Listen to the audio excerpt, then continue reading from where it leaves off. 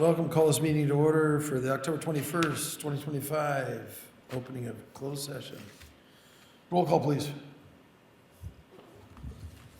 Councilmember Ball. Present. Councilmember Starbuck. Present. Councilmember Bridge. Present. Mayor Pro Tem Victor Vega. Here. Mayor James Mosby. Present. Oral communications. 3 minutes. Anybody got something to say? So we're going into closed session. We have one business item is conference with legal counsel, anticipated litigation, significant exposure to litigation pursuant to Government Code 54956.9D, parentheses 2. One case. See nobody rise. We're closing oral communications, and we should be back here at 6:30.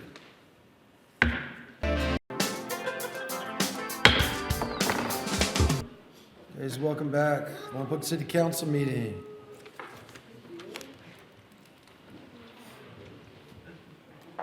Ready? Roll call. See if we all made it back. Councilmember Starbuck. Present. Councilmember Bridge. Present. Councilmember Ball. Present. Mayor Pro Tem Victor Vega. Here. Mayor James Mosby. Present. Report on action taken during closed session. City Attorney, you got. Thank you, Mayor. The City Council met in closed session to discuss the one item on the closed session agenda. Staff made a presentation. Council gave direction to staff, but no reportable action was taken. Very good. Invocation, Anita. And after that, please join me. Let's please stand, and after that, we'll do the Pledge of Allegiance. Anita.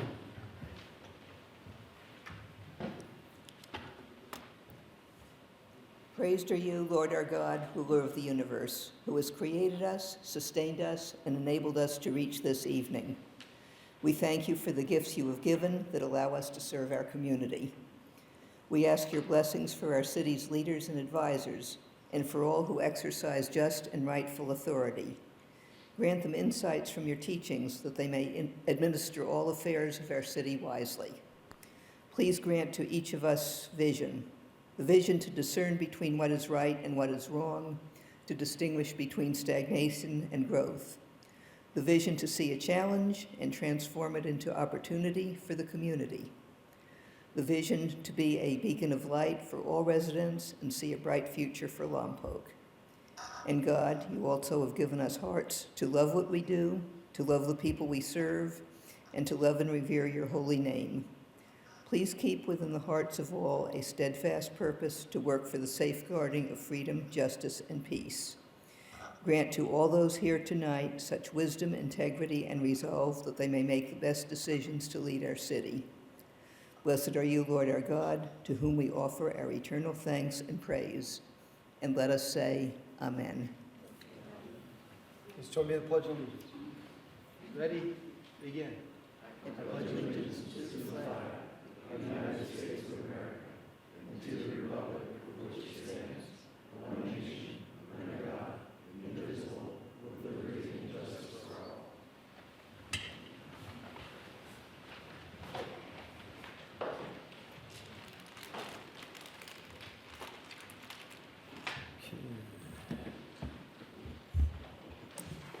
Mr. City Manager, you're up. Thank you, Mayor. I just want to give everybody a heads up that we're going to be doing some asphalt work on the 100 block of North 8th Street. The paving will be tomorrow, and it'll be between 7 a.m. and 4 p.m. And we'll have some lane closures there, so be careful when you're out there. I want to say thank you to the Urban Forestry Group for removing the tree that was causing the problem, and we're looking forward to being patched. Got some park and rec activities coming up. We'll have the Make a Difference Day coming up this Saturday, the 25th. Parks and Rec Department and volunteers will go throughout the city and do some projects. Meet here at City Hall at 8:30 on Saturday morning, and there will be lunch provided for the volunteers that participate. We also have a great volunteer work Saturday morning, and can be involved in the trick or treat hosted by the Parks and Rec, and that'll be from 1 till 3. They can visit different businesses back here. Additionally, one Candy Quest, there will be some free kids activities that will be at Centennial Park in Cypress, so I encourage them to come out there. Got the Christmas parade, that'll be on December 5th, and they'll take applications until November 17th, so rolling that will be a fun event. I'm pleased to share that the library is participating in Neighborhood Forest Fall Program to offer free succulents to kids in the community. Parents are encouraged to register for this event October 28th, and the plants will be arriving in November. Don't forget to stop by the library, vote for your favorite decoration pumpkin as part of the Lompoc Library's annual book character pumpkin contest. All the decorated pumpkins that will be entered on display this week, and you can vote for them, and they'll be take voting from until October 25th, and they'll announce the winners on the 27th. Solid Waste also is going to do a smashed pumpkin. After residents have decorated their pumpkins, they carved them out. They can join us at Solid Waste at Ryan Park on Saturday, November 1st, and they can have fun smashing their pumpkins. We'll be doing some trick-or-treat. Some of the areas that we'll be doing be here at City Hall, the Anderson Rec Center, the Fire Department, the Lompoc Library. They'll be here at the courtyard for candy here, so that'll be between 12 and 2 p.m. So some activities for the community, and that's all I have for tonight. Any questions for the city manager? I've got a couple. I attended the the unmet transit needs event, and there was quite a bit of comment about it. There was actually an individual who was complaining that the new modifications have severely impacted the ADA ability with the new buses and ramps, and I have an email I'll share with you on that, but I also have one. It was kind of the consensus of the room, and this was actually from a bus driver on there that was stating that been a bus driver for 9 years. In that time, we have changed our routes a couple of times, but this change has been the most drastic and caused the most confusion and problems of any changes I've ever seen. So that was kind of a consensus that was going on with a lot of the room. I just wanted to get that out there. You know, there's, like she's mentioning here, with a total radius of 11.7 miles, so there's absolutely no reason it should take somebody 1 or 2 hours to get from one end of town to the other. So it appears that updating and modifying might have significantly impaired this. Another one of the drivers had mentioned in that room, so that maybe a reduction by as much as 50% in the ridership. So I just wanted to get that out. I don't know if you'd heard much about that yet or not. No, Okay. thank you. All right. So another item that came up in there, and I know this was a number of years ago, we discussed this, and it was about the Cypress and I sawtooth design for the Clean Air Express. And at that time, there was discussion about putting bathrooms and such in there for the people in the Clean Air Express and the people who ride Colt. And one of the most important things is about the drivers. We find out the drivers find it difficult driving these buses around for bathroom facilities or break facilities. They had some very valid points about that. I know we initiated 6, 7, 8 years ago discussion about this larger facility, and then it was going to be reduced down, and somehow it never happened. So maybe you could investigate that. I don't necessarily need a full staff report on that, but find out what happened to that. Maybe next city manager report and where we stand with maybe a bathroom in that area. When the people are on the Clean Air Express and you got 500, 600 people showing up at 6 o'clock in the morning and with a pot of coffee in them and there's no place to go to the bathroom. We can research funding opportunities and see if there's something we can put together and see where we See what left off. happened. I remember we spent a lot of time on this big bathroom, and then all of a sudden it didn't happen. So I don't know what happened on that, but that was something that also came up. Yeah, I can bring that back. I also noticed on the future council list, I had a multimodal discussion. Are you going to bring that back? I think we asked for it by the end of this year. Yeah, we can look into Okay. the multimodal as a presentation. I know we're pretty busy right now. Yeah, But, see, I know we got the email out with everything that was on there, and I appreciate that. the $42 million project, I think the council and the people should know what's going on with it.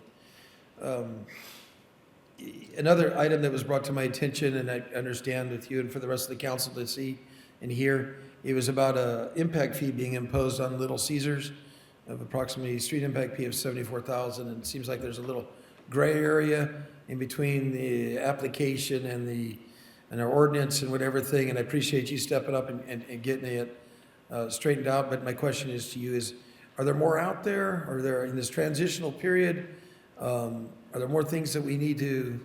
Yeah, we can look into that. I know that what happened is you guys reduced the impact fees.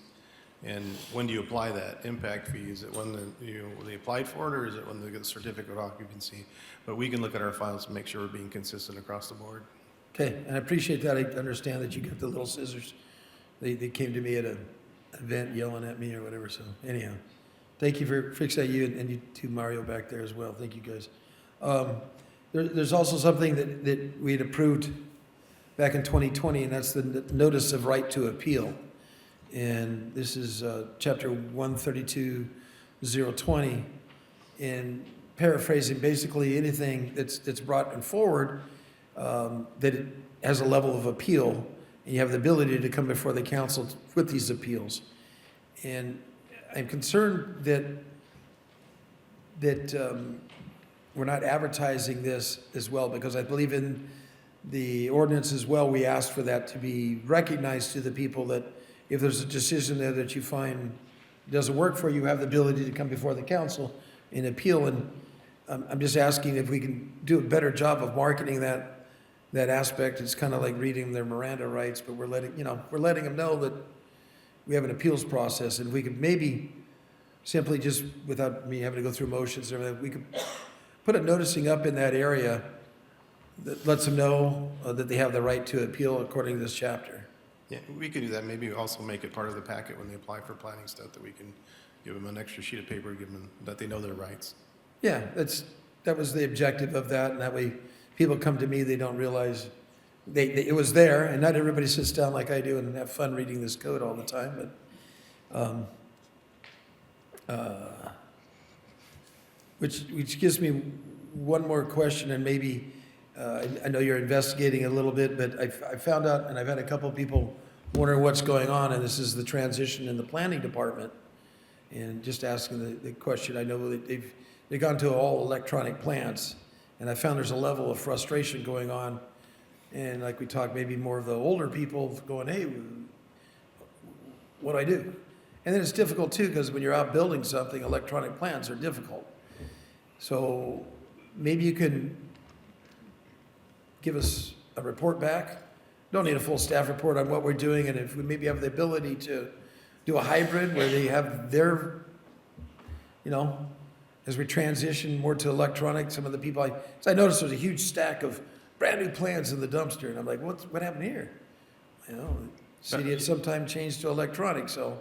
Yeah, we can check on that. I know, having the big plans and being able to do work off those plans is important, and I know those transitions are difficult. It's kind of the trend, but I think it might be good for us to bring back a presentation to go over what's changed and how we're trying to apply it, and maybe get input from the council. Yeah, I think it's important when people are getting shocked and they're paying thousands of dollars for hard sets of plans and they're throwing them away, so. Yeah. I think it'd be good for us to all know what's going on as well. I didn't know we only went electronic, so. Let's see. We can do that. All right. Thank you. Anybody else have any questions or such for the city manager? No? Okay. Thank you, Dean.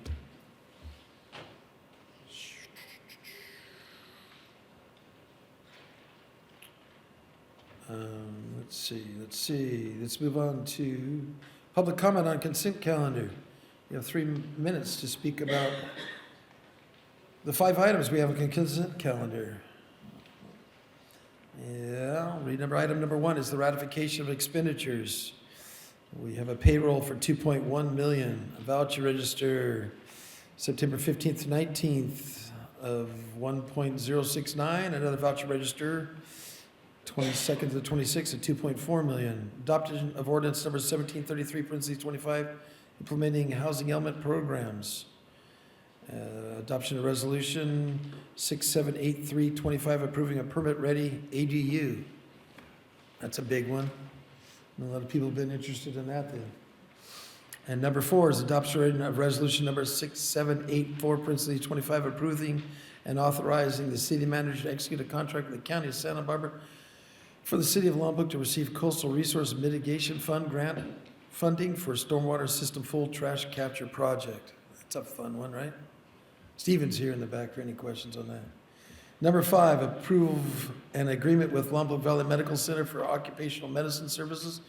Authorize the city manager to sign the agreement, authorize the purchasing and materials manager to issue a purchase order. We have some people from the hospital here in case we have any questions on that, as well as the city manager on that one. Does anybody have any questions for these items? Any public comment? All right, seeing nobody rise, we'll close the public comment on those 5 items. Bring it back to council for motions, directions, quick questions. Councilmember Bridge.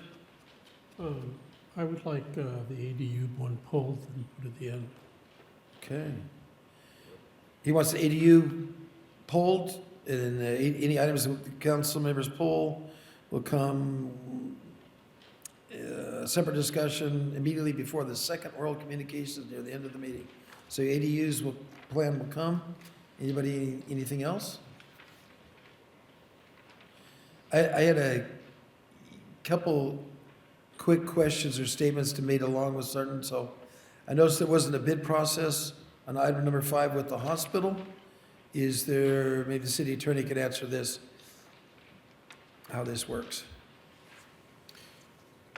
These services are professional services, so under our municipal code, there is no competition or bid process required.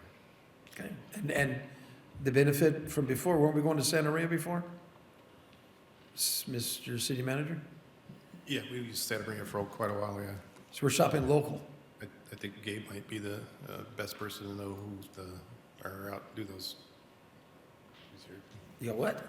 I said I wasn't sure, and Gabe might know who we've been using. I know, when I started 14 years Gabe. ago, I went to Yes. Santa Maria. Okay. Yes, HR Director. Thank you, Mayor Mosby, members of the council. So yes, this actually alleviates us having to use a queso as much as we've used them, and that's in Santa Maria. And the hope is that we can bring everything into Lompoc. So this is for our pre-employment, some testing that we need to do, physicals, fit testing for our fire department, the physicals for our police department. So now we don't have to send those applicants out to Santa Maria, and we can actually do it here at the Lompoc Valley Medical Center. It is a newer operation that Lompoc Valley Medical Center has put together, and we're excited to use them. Thank you.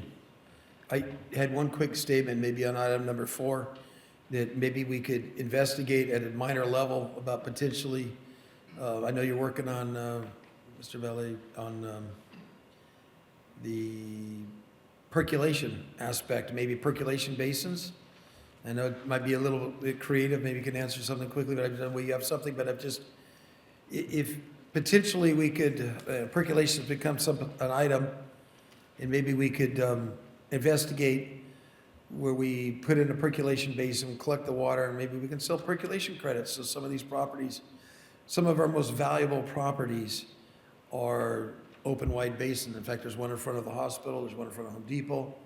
Maybe there's an opportunity. We sell ag credits potentially, we sell tree credits. Maybe there's an opportunity we can investigate something without spending a lot of money, but anyhow. Yes. Welcome, what do you got to say? I hear exactly what you mean. So, thank you for having me, Stephen Vai. I'm the Electric Regulatory Compliance Coordinator. This is a grant that's been going on for a couple of years now. We actually presented during the 2022-23 cycle to the supervisors, but we can definitely look into that. This right now is just to design a plan. We're looking at city-owned parcels, but we are still in the mix of the study. We have an open survey, so if anybody's interested in providing feedback to the city on how you envision water resilience features in the community, we are looking for more input. We have about 102, I believe, as of today, survey respondents. So we got a pretty good response rate on that. And we only had one in Spanish, so we're trying to solicit more Spanish, or one through the Spanish version of the survey. But yeah, it is early on, so we can definitely look. And yeah, we had an environmental scientist, our contract hydrologist, look into what areas are most suitable for groundwater percolation. And you know, as you and the council all know, we're fully reliant on groundwater, so it's something that we should get ahead of and work on these projects. So, yeah. Well, there's my 2 bits if we can investigate any of that, so. Amen. With that, I'm done with any questions. Anybody else have any questions? Quick questions for staff on those? No? We're good? All right. Take a motion. Who's got the fast fingers? I'll make a motion. Councilmember Vega, what's your motion? Approve consent calendar, accept. I accept consent calendar. I'd like to make a motion, everything but the ADU one, Right. which is going to come back to us. Very good. So we got a motion by Councilmember Everything but Vega. number 3. Okay, item very number good. Again, a Need a second by Councilmember Ball. Go ahead and vote. You guys are quick tonight.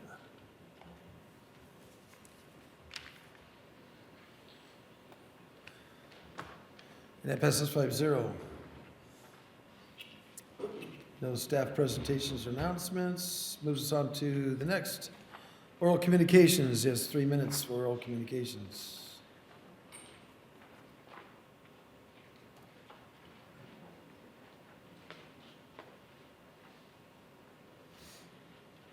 See nobody rise, we'll close that. Move on to council requests. Number 6, establishment of a council ad hoc committee. Thank you guys for coming, everybody who's showed up for the things on consent, for discussion and otherwise. But establishment of a council ad hoc committee, airport land use and review city permit procedures. Who's taking that one? Going to roll over to general discussion for us? Is that what we're looking for? Well, I think this initiated because I had heartburn on the plan. And since that time, I've looked at that plan in more detail. That plan has a fatal flaw in it. Emily, would you put up just the graph? Every one of the curves, every one of the maps are based on that assumption right there. The red line is what they assumed we would be doing by 2030, which is 4 years from now. The blue line is what we're actually doing. Councilmember Bridge, I just want to be clear for the public, this is data and a slide that you prepared?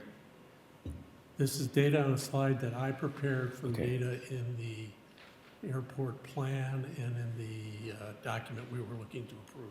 Okay, thank you. What the results of that is, the notification circle is probably twice as big as it needs to be. The requirement that you do soundproofing in the industrial center is probably suspect. I've provided this to the city attorney and the city manager along with details on what each area is that's impacted. And I believe we should just go back to SBCAG and say, based on this finding, they need to update their plan before we can comply with it. But we can still have an ad hoc committee if you want, but that's what we're gonna find. So I don't know, Jeff, if you had time to look at what I sent to you. I don't know if what I'm suggesting is appropriate at this point. Well, what In we the have agenda? what we have on the agenda tonight is just the creation of the ad hoc about the airport land use plan and what the council wanted the task to be for that ad hoc.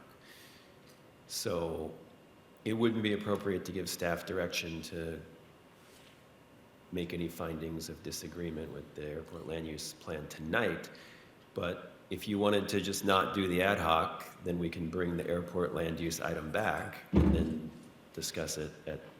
I think that's the most efficient, rather than creating an ad hoc and spending a bunch of time. Okay. So if I could get council concurrence on that, I'm okay with that. is that good enough, Jeff?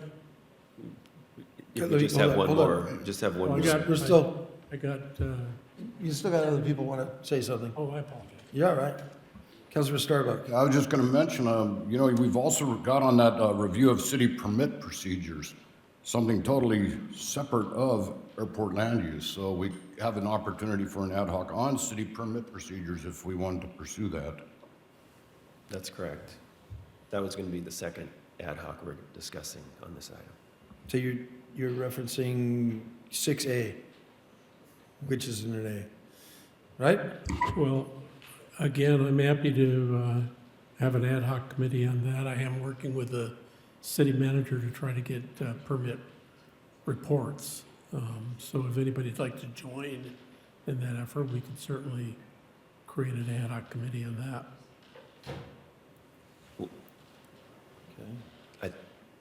If I may, I think we Please. should get a decision on the airport land use one first. So is there a majority of the council that wants to table the airport land use ad hoc and then bring back the airport land use plan item for you to decide what to do on that? I think we can bring it back for discussion and cover a lot of the basic areas before we, right? Yeah, so table the ad hoc and on the airport land use plan. Do we need a general, Councilmember Ball? I was just gonna say, that's fine. He's thumbs up and on that? General consensus good enough for you? Do you want to vote? That's good enough for me on that, yes. Okay. So the second one is the potential ad hoc for review of city permit procedures. I think the intent was for the permits in the building and planning department. So for it to be an ad hoc committee, we would need 2 council members who want to participate, and then we need to have a defined task that has a completion so that we can at some point say that the ad hoc has completed its task. So those are the 2 things we need to create the ad hoc. Councilmember Bridge. Well, the task that I would see appropriate is to establish a reporting system that clearly communicates the status of the permits and projects in an aging basis. That would be a good start. And I'm willing to work on that ad hoc committee if anybody else would like to join me. If the city manager, the difference between 2 of us working together or 2 of us working as an ad hoc, what is the difference? 2 of us can work together and come back with a recommendation anyway to the city attorney, yes. That's correct. 2 of you can work together without it being an ad hoc committee. All right, in the layers of formality with an ad hoc, that just complicates it with organized meetings, correct? It complicates it with what? Organized meetings? Yes. Well, the reason why you want it to be an ad hoc with a defined task is so you do not have to agendize the meetings. But the ad hoc is supposed to come back to the city council with some kind of report and say, we've completed our task and here's what we recommend the council do. You can do that without it being a formal ad hoc as well. Councilmember Ball. So, I don't have a lot of capacity, I'm doing a lot, I know everyone else is here is too, but maybe one of you can sell this opportunity a little bit more, meaning when you talk about let's review permit processes, let's talk in layman's terms. What are you hoping to accomplish in this? And, big picture, what's the hope here? Sure. Well, I can only speak for myself as to what I've kind of been focused on. The city has a project and a permit process that during the campaign, it was pointed to me several times that it didn't seem very effective.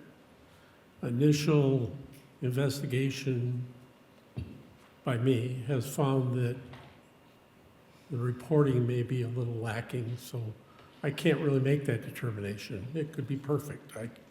I can't tell because I can't tell how long a project's been in place, what step it's at. I can speak to anecdotes of my own self that I have projects I'm tracking that have been a long time, but there could be very good reasons for that. So my initial foray is to ask for an aging report that shows a project coming in, its various steps, where it's at, so that you could analyze the data to see if we have bottlenecks. So for example, and I don't know if this is true, but for example, a few years ago, we established a rule that anytime you put in a water heater, you gotta go get a permit. Before that, the plumbers would go get a pack of 10 permits, and I'm not sure if they were certified, but in some way they were qualified to be able to sign that off. Now, I don't know if we've produced this system, and now with lack of resources, there's a delay on that kind of process because you can't see, I haven't been able to see into the process. So that's what I'm focused on. Well, first, get the data. Before I start saying, oh, it sucks, let's get the data and see what's actually happening. It could be something simple like the people coming in don't know they have to have electronic plans, and now they've got to go off. It could be any number of things, but without the data, I don't know how to make a judgment. So that's what I've been focused on. I've worked with all the departments now that have been touched, and now I think Dean and myself are trying to hone down on it a little bit. That's where it came from for me. So I appreciate that. I'll be completely honest. I think this is a very important discussion to have, not because there's specifically anything wrong at the city or the staff level, but because there's sometimes uncertainty and we don't know whether it's a perception that's left over or it's actually reality. So I do think it's important for us to get more clarity on how our process works and make sure it's, if you're wanting to do business with the city, there should be a clear path. You should know how to do that. So I think there is added efficiencies. I don't want to waste anyone's time, so I don't know what you're thinking about in terms of how often or when you would like to come back to council with some sort of update. But I'd be happy to join in at least a couple of those discussions. I have maybe a slightly different perspective, not a counter perspective, but maybe some other things to consider. I do think it's a valuable discussion. I'd be happy to join as long as it's not too often. Well, but did you get defined goals there, City Attorney? Yeah, so I think what I'm hearing is a council ad hoc made up of Councilmember Bridge and Councilmember Ball, and the task will be to receive or obtain information about permit processing in the planning and building departments, evaluate regarding efficiencies, and bring some type of report back to the city council about that. Yeah, I like that. I would just add that what I've learned is the processing could go through multiple departments. So it's the process of the projects and the permits that might hit the building engineers, or it might hit the fire department. Okay. So I don't want to get in a position where I hit this wall, well, I didn't get approval for that, so. Permits in any department that issues permits. Okay. I think in those efficiencies, what he was talking about was a layer of self-certification. I think the plumbers used to do as well.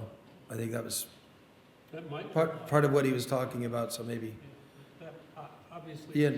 that might efficient. fall out, but I don't know until I know. And I was just going to, if I may, just throw in, this might also be a good opportunity for staff as we ask some of these questions, for you to edify us as to, well, here's where the threshold is. This is where the city has some flexibility. This is where the state says you can't budge. So again, I look forward to learning quite a few things as we ask questions on this. Need a motion, a full vote on that one? Okay. Councilor Bridge, make your motion. I'll make a motion that we follow what you just described, which would include Councilman Ball and myself on an ad hoc committee. I second. You got a Bridge motion and a Ball second, go ahead and vote. These guys got volunteered. Ass makers. Good job. That passes 5-0. All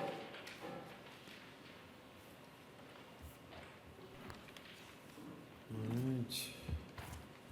Moving on, item number 7, discussion of Santa Barbara County Local Agency Formation Commission, LAFCO Sphere of Influence Review and Revision Process.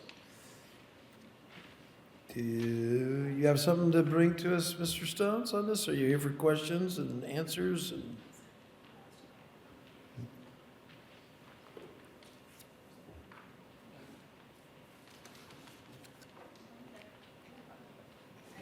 No, you're all right. It's just a map. Don't be scared. Thank you, Mayor Mosby. So at the last meeting in October 7th, you wanted to discuss the LAFCO process and the sphere of influence and also provide staff direction. I do also have Lori tomorrow with us to help in facilitating this discussion. Okay, very good.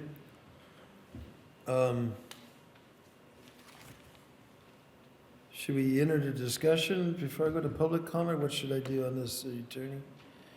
Our discussion could go into deliberations. What would you like me to do? I guess it's probably best to take public comment first. All right, this is open for public, okay. Our consultant. Good evening, Laurie Tamura, contract planner for the city. Up on the screen, you have a map of the city of Lompoc, and this is the general plan map. It has not only the lands that are identified for the city itself, but some of the areas that are in their sphere of influence. And also, you can see the brown area, which is the Bailey corridor. Some of the discussions that have been going on at LAFCO over the last two meetings, both Greg and I have watched the meetings from beginning to end. There is a lot of discussion about spheres of influence. Spheres of influence can be the cities themselves, or it could be things like the cemetery districts or vector control districts, and each one of them has different spheres.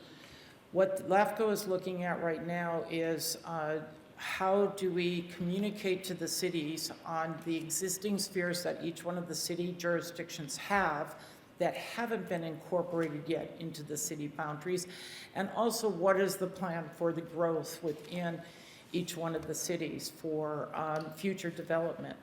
So the conversations that have been going on is regarding LAFCO sending out a letter to each one of the cities and other districts and say, what are your plans for the future? And Mike Prater, the executive director of LAFCO, is preparing that letter to go out. That was somewhat of the guiding direction from the LAFCO members. And we're expecting to see that letter probably in December or January and try to respond back to it. In the meantime, so many different layers of things happening. There's been a long-standing debate within LAFCO and the surrounding organizations about how to protect agriculture. And while cities are growing, most of the cities within this county of Santa Barbara, if they expand, they're most likely going to want to take in agriculturally active productive lands. And so the LAFCO decided that we need to have sort of a third-party review of how to implement policies regarding agricultural impacts to the expansion of cities. And what's happening also, we have this tension of the state coming down and saying you need more housing, you need to provide more infrastructure, you need to do all this stuff. Well, it's either you grow up or you grow out. So in order to address this issue, the LAFCO applied for a grant. The grant has been approved as of October 8th for $500,000 to study all of the agricultural lands surrounding jurisdictions and how those agricultural lands could be protected or incorporated into cities. The grant is called SALC, S-A-L-C, stands for Sustainable Agriculture Land Conservation Program. And this grant is intended to try to find the right balance between preserving agricultural lands and still allowing cities to grow at a metered pace to address the housing needs and development needs within the communities. That project is going to take about 2 years is their estimate. And, going through hearings and studies and deliberations with each one of the jurisdictions. And ultimately, the goal is to come up with a memorandum of understanding and moving forward with how cities would grow. In the meantime, as you'll recall, there was an ad hoc committee that had some suggestions here in the city of Lompoc, and we are moving forward with updating that technical update to the land use element so that we can also be proactive and come up with a plan for annexation and sphere boundary adjustments for the city of Lompoc. We seem to be running on parallel tracks, and we'll be coming back to the city council here in the next month or so with reporting on moving forward with that particular project. So what we have is, Mayor Mosby knows, there's, because he attends these meetings, we have the request for what's the game plan letter from LAFCO. We have the SALT, and we have our own general plan, all kind of moving into the addressing how the city is going to grow in the next 20 to 25 years. So that's, I think, as brief of a presentation as we can make on this issue, and we'll look for your direction. So let me just fill in a few places there, because the reason why I brought this forward was the Executive Director Prater stated that get your planning staff, put this on the front burner. This is the 5-year sphere of influence line update. Get ready and need your stuff ready by January. So this is why I requested the last time to get this forward, because when I brought it to the attention of the planning staff, they, like, what? Of course, we don't have to have a plethora of planning staff like the county does, et cetera, et cetera. So I know it's a big burden that's out there. I know we need to move forward. Likewise, with the attachment that's on here is from September 4th. And actually, it's very interesting because a lot of the stuff combining this attachment that's in the back here, this is almost like the cheat sheet. This tells you what you need to meet for what they're looking at. And some of the statements are on there. And if you look at our most recent denials for annexation, you can see that some of the items were on there that we didn't fulfill. In things like VMT. We didn't have that on there explaining to them that building houses in Lompoc will reduce vehicle miles traveled because the people working at the base don't have to drive to Santa Maria. So we missed that gap a little bit. That was one of the things they dinged us under 4 major items. But that was one of the easy ones to explain to them, saying that we'd exacerbate jobs, housing imbalance, but obviously we wouldn't if we brought the people who are living at the base, working in our town. They're already working in our valley. Let's capture them. So there are a lot of things that were written, and when we came up to bat, we struck out. We've been trying to get through. One of the big items was because our SOI hadn't been modified. Now, what I did find out is our urban limit line that we put in like 25 years ago was never ratified through LAFCO or the county. So we have a line in the sand that we look at, but they don't look at it. They don't recognize our line, our border, our boundary of the urban limit line. So there's a lot of things that we've stepped forward on, but we didn't finalize. And what I'm asking here is to make some finalization. I do attend, I'm the representative of Lompoc and the LAFCO as an alternate to vote, but I think this paper right here explains a lot of avenues that we can use, also recognizing what's happened, and every time I come back, I take my notes and I share with staff precedent-setting measurements that other communities are allowed to do. One, we were told before that we couldn't include Bodger in our arena because we weren't sure we were going to get it annexed. However, other communities used that as a reason to annex because it was in their arena, to modify zoning, et cetera. So we have 4 major properties being brought in either to Santa Maria or from the county or to Goleta. You have Richards Ranch and 3 down south. And they've been able to use overriding consideration for acceptance of rezones and annexations.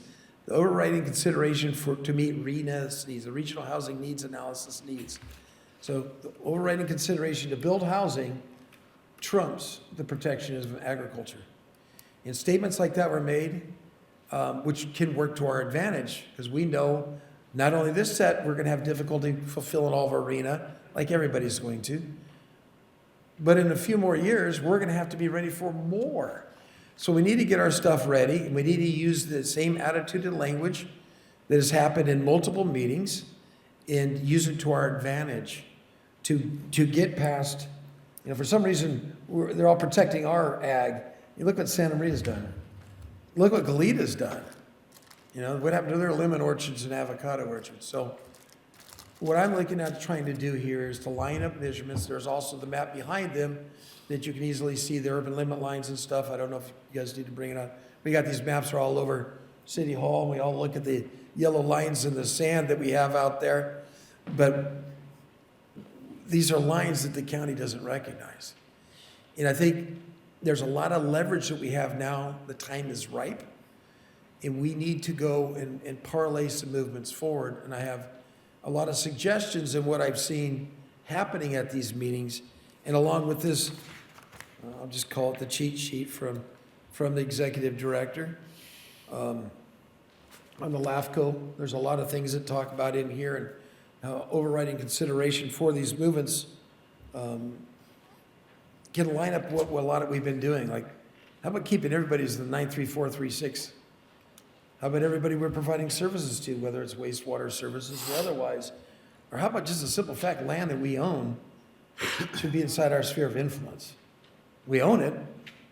It follows under our zone code, not the county's code, correct, City Attorney? I mean, it becomes ours at that level. If it's not our influence, what is it? We don't have to comply with the county zoning code on land that we own that's in the county. I would say those are definitely arguments that we can have for things that we've been denied on expanding and stuff. So let me get through these questions. I have more things to say on that. I think I hit about everything on filling in the, I'm trying to remember if there's other things that I'd mentioned to you guys. I think I hit on most of them. All right, so let me just go from right to left. Councilmember Ball. And bear with me, I might have some layman questions here, but something you mentioned got my attention. You said that we could do a lot of this in parallel. A lot of things are happening simultaneously, but you also introduced that $500,000 grant that LAFCO has brought in. I'm concerned that regardless of where anyone sits in terms of the politics or the process of all of that, that might trump or supersede any of the efforts that we go through. Talk to me about how we should and maybe can still check some boxes, head in the right direction based on the council's wishes, but what type of challenge is this? And maybe play it through a little bit for me. The SALC grant was misleading, I think, in regards to saying that the priority is preserving agriculture. Well, the second thing is also working with the jurisdictions on how they're going to grow. So that it's a balancing act. So all of the cities have been participating in this process. I've been on many calls with Greg in regards to how is the city of Lompoc going to be able to have their needs met while we're doing this analysis on agriculture. So the city of Santa Maria, Goleta, the Valley cities, Solvang and Buellton are all looking as participants in this process because as noted by the mayor, we have several more cycles to go as we move towards 2050, and we need to have that breathing room. So as this grant moves forward, we will be at the table, and at the same time, to do our due diligence, we need to continue to move forward with our land use update and our environmental review to justify the expansion of the city in these particular areas. Right now, we're looking at the Bailey corridor, but we may need to even go a little bit further. to anticipate what's going to happen. So those are the things that we will be tackling over the next year or two. So I definitely, I mean, as you get more information, that's something as a council member I'd love to learn more about, because I do feel like in some way they're going to come up with a process to measure something, to mitigate, work with jurisdictions to figure out where maybe the sweet spot might be. But as you and I know, the devil's really in the details. So as this becomes more relevant to this discussion, I'd love to learn, how it's affecting us for sure. And then the only other thing I wanted you to mention, obviously this is trying to thread a needle, work with LAFCO, work with the county, everyone come together hopefully. But with the idea of MOAs or MOUs, is there opportunities in the future for us, again, to hash out something that works for both parties, and is that a part of this discussion here? LAFCO at the last two meetings talked about some kind of memorandum of understanding between the counties and the cities. Well, there's competing interests. And so I think the sense is that we're going to defer until the SALC report is done to come up with the terms of this memorandum of understanding. I don't think anybody wants to go through what happened with the last annexation process for the city of Lompoc when it was denied. So that actually was what spurred pursuing this grant, so that we don't have each jurisdiction having the same problem justifying their expansion into ag lands when it seems obvious that we need to expand. So this is an attempt to do the analysis for the whole region, for the whole county, and then be able to come up with some agreements on how cities can expand in the future. Okay. And I guess last quick question is, you mentioned that those results might take a couple years to come back and for the study to be completed for us to understand the full impacts of where we even start. So does that adjust our timeline of efforts in any of the stuff that we're doing, or are we still just hustling through parallel efforts to? Yes, so we will be bringing forward the contracts and the proposal for our land use update and the other elements, and they run pretty much the same timeline. So I think as we move forward with this process, have our community meetings, they're having community meetings, we're having those discussions at the same time with ultimate goal of coming up with a memorandum of understanding of how the city is going to grow. Awesome. Thank And you. have all of the environmental information available to justify that growth. Perfect. Appreciate that. Thank you.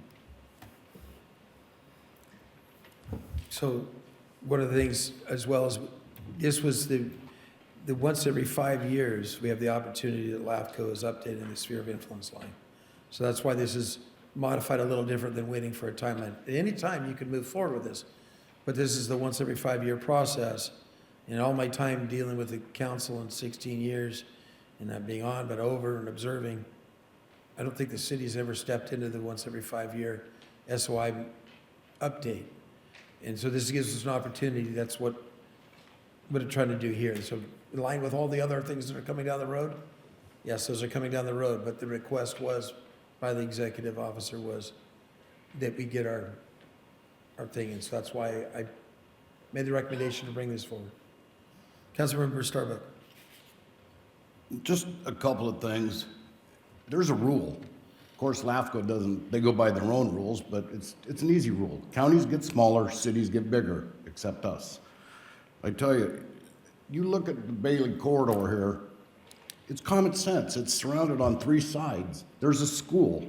I guess if my kids went to the school, agricultural spraying would be okay there.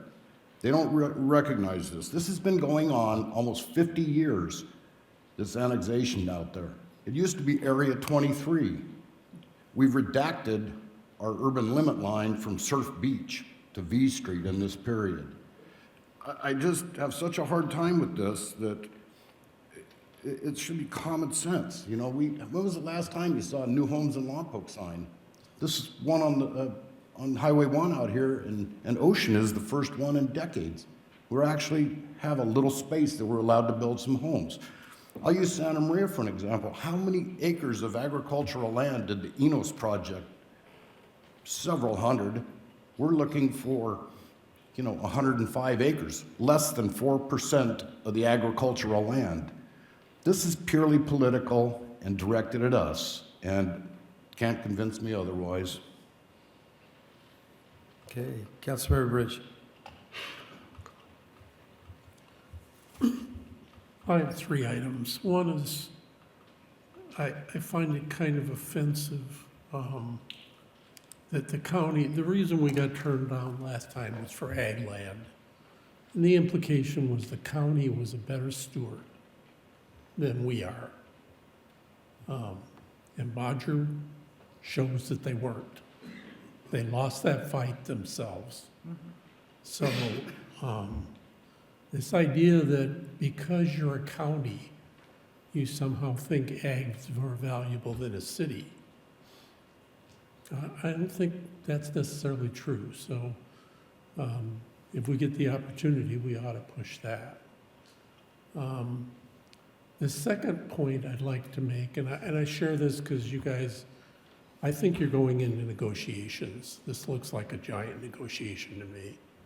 And I think we should be aggressive. We should say Mission Hills is in our sphere of influence. We should say the Riverside Estates, or whatever the hell they call Sweeney Road now. We should lay a line that's a long way from zero, which is where LAFCO's essentially been. And then my third item is sphere of influence is more than ag land. The people in between the city and the ocean are in our sphere of influence. What we do affects them. What they do affects us, much more than it affects Santa Maria or the county. Vandenberg Village, Mesa Oaks, all of those places are affected by this sphere of influence. When Pale Blue Dot goes up there, they're going to go, well, why didn't we get a vote on that? And I think we've all got focused on this land issue instead of saying kind of logically, what is the sphere of influence? If Mission Hills sewer system stays out of compliance or continually goes out of compliance, that's going to influence our groundwater, not Santa Maria's groundwater, our groundwater. So I think, if possible, and it's probably politically very difficult, we should expand the concept beyond just land into what is really the valley, because that's what we influence as a community. So those would be my comments. Okay, Councilmember Vega. Lori, thank you. Okay, and I'd like to thank you and Greg for all the work you're doing. I think most people here are venting their emotion, and I think we know that it's larger than this. It's a political ploy to keep us from growing, and your hands are pretty much tied by following the process. You know, we're over here saying, hey, we need this, we need that, but the truth of the matter is LAFCO can just say no, okay? And I think the grant, as stated, is meant to protect ag, not help us annex and grow. So that's the reality of everything, the way I look at it. And I guess one of my questions is our general plan, the ag protection, which is in the general plan, actually being used against us, even though we were told that we can't take it out because there are going to be people there. And also the sphere of influence that we have here and the urban limit line, does it play a part in any of this? Or is it just basically a decision? Because I feel that the grant is just something that's being used, just such as a consultant here for a fee study. It's going to be used to protect ag because it's in our general plan and it's part of the county's vendetta to protect ag land and not allow Lompoc to grow. I think the other question is,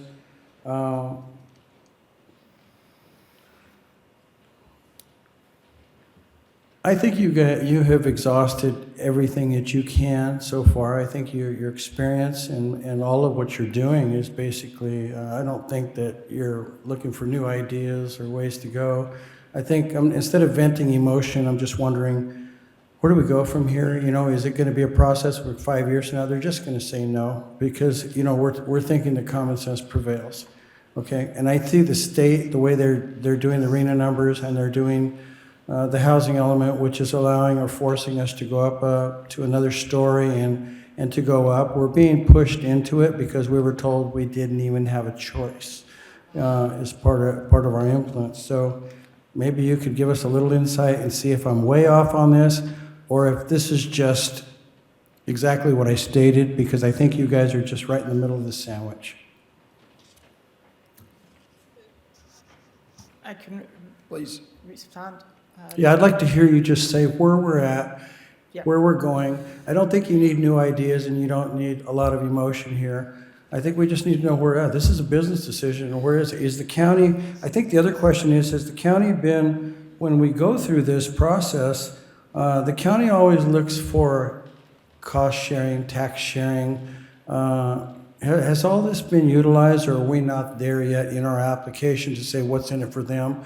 Public safety services, police, because I think they're looking for dollars.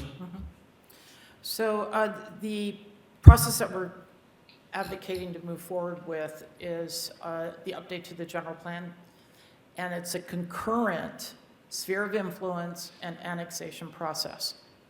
When we bring forward the proposal from the consultants, that was the key element, is looking at all of our existing sphere boundaries, our urban limit line, and have it be processed and analyzed all at the same time, so that we can take the full package to LAFCO within 2.5 years and move those lines. We're not going to try to do a linear process where we do this study and then we do another study and we do another study. This is in listening to your city council and listening to the direction. Let's get it done. And that's what, Exactly. that's how we worked with the consultant to bring forward a proposal that includes those 3 steps. Update the land use element, update the sphere boundary lines, annexation, and take it to LAFCO as a full package. Thank you. And I'd like to also say that I appreciate the mayor spending so much time going to these meetings along. So it probably makes you feel a little bit better to know people are paying attention here. And I want the public to know. So I'd like to thank Mayor Mosby for attending these meetings and spending his time, because he gets to see a lot of insight here. So, but I think we're all here looking for the bottom line. A lot of people here are expressing their heartfelt feelings, but really it's a waste of time. We all know what we want, and we care about Lompoc being able to expand and profit and grow and have more housing. We all know what the bottom line is. But how to get there, I don't think anyone has the answer here. Just to cross our T's and dot our I's, because it's going to take many, many years anyway. And if they say no, it's many more years after that, regardless of what we do. And just one more comment in regards to the policy. The wording and those policies are so critical, and this update is going to be looking at all of the elements, all of the wording of those policies, and making sure they're all consistent with the idea that the city is going to grow, but at some point, we will help protect the lands that are out there, but we need a buffer. We need to grow. Is litigation a part of this, as far as from their end? Are they, whatever they do or whatever we do, are they worried about that, or are the litigators on that end for LAFCO, as far as Lompoc? I mean, I think you know how LAFCO works. There's a lot of attorneys and there's a lot of influence on that back end. Do you see any of that, or have you heard any of that? I think the mayor has experienced an interesting, I'm almost going to say, evolution with LAFCO right now, because of the response to the RENA numbers and the plans that are coming forward, and the fact that you have so many of these housing projects that are just outside the city boundaries, and the county is trying to wrestle with how do you provide sewer and water and infrastructure to these major neighborhoods that are outside of the city. But the county doesn't want to let go of them, because then their RENA numbers get shifted. Yeah. And so this is the tension that we're dealing with right now with the county, the city, the state, giving us different direction. And so our strategy is to bring forth a land use element with a clear-cut direction on how the city is going to grow and how we're going to meet our RENA numbers for the next 25 years. Thank you. So let me add another item. One of the things they had done, very creative on the Richards Ranch annexation, the city of Santa Maria is trying to do, and that is to annex the 135, making it contiguous to the city of Santa Maria. So it's a simultaneous movement. So it is, there's a chess game you play with this, you know? We have a sewer line that goes all the way down Bailey. Well, if we'd annexed our sewer line in, guess what? The Bailey corridor would have been contiguous. But that's been in there since 58, 59, and they sold sewer assessments for all of that. But it wasn't a strong argument that we used before in the annexation. And we probably should have, because, you know, and I've got some creative ideas that in analyzing what's been going on with LAFCO and how they get things done.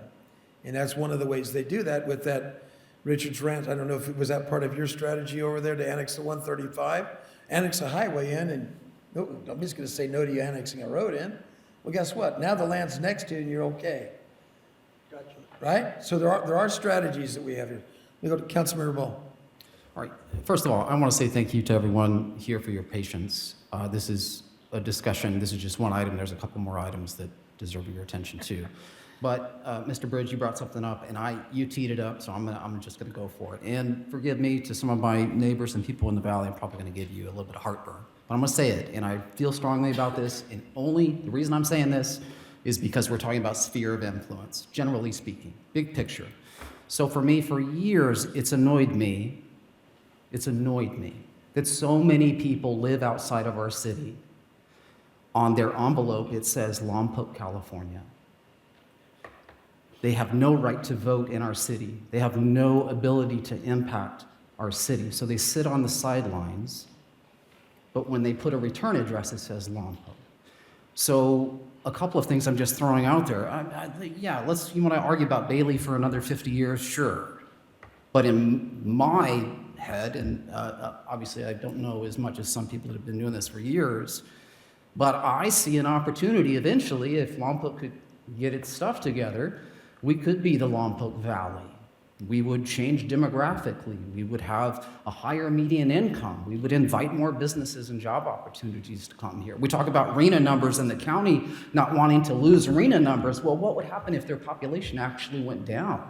There's an argument that their RENA numbers might be relaxed a tiny bit because they didn't have so much pressure with population. We talk about capacity and utilities and delivering services. Well, currently, the city of Lompoc has memorandums of understanding with Vandenberg Village and the base and Mission Hills in different contexts to process some of their waste and to use our own utilities to service that. So at least from my perspective, I'm just throwing it out there, and I don't think this is the item that we're going to fix this, but I wish Lompoc could have an imagination, and instead of it just being Mesa Oaks is way over there and they do their thing, this is the Lompoc Valley. It is rich, it's rich in culture, rich in history, and there's some really beautiful people here. But again, we're so isolated within our city limits, and we keep arguing about one block over in the sewer line. To me, I just wish we'd go big or go home. Let me go to public comment. I'm going to give you a solution to a lot of that stuff to add on to your wish list to get finalized. So I've got a plan. But let me go to public comment.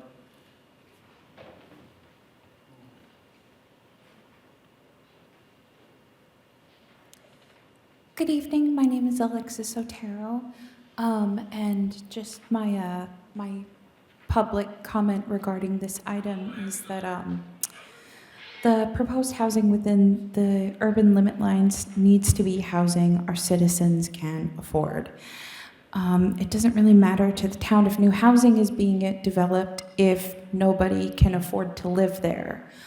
The median income in Lompoc, California is around $60,000 to $70,000.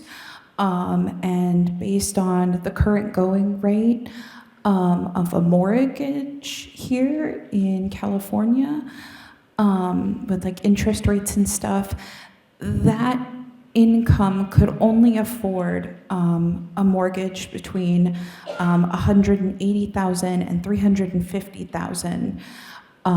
And still be within a reasonable budget. And so when we are talking about new development, I just want to make sure that, we're keeping the citizens in mind and not building new houses in our town for, for if no one can afford them.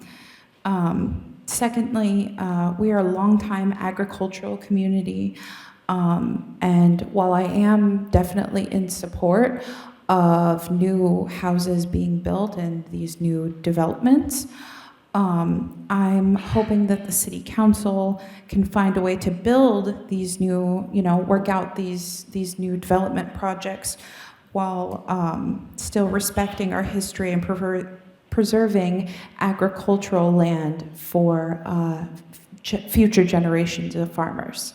Thank you.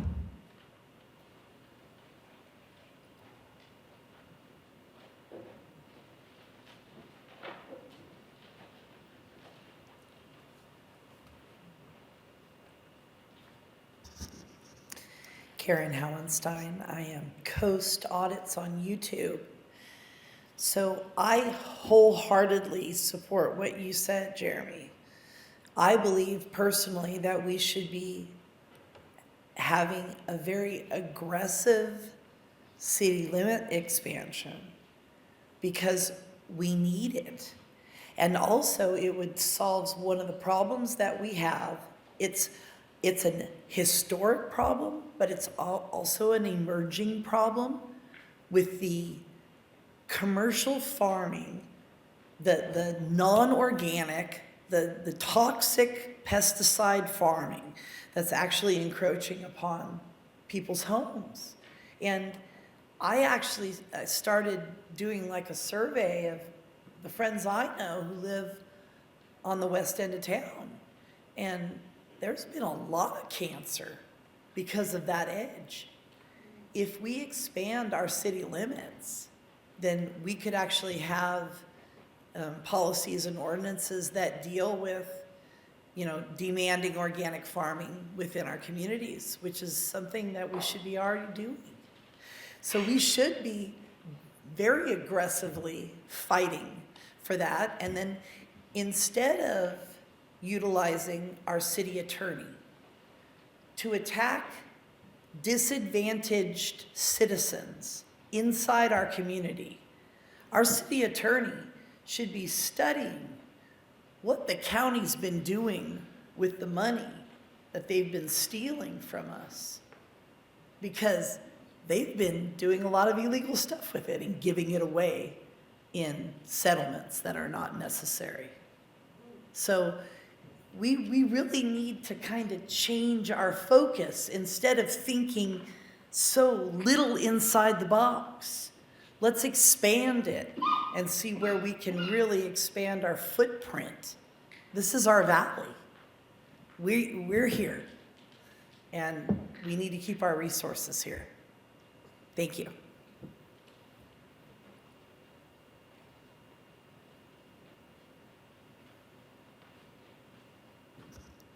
Nick Gonzalez, resident of Lompoc.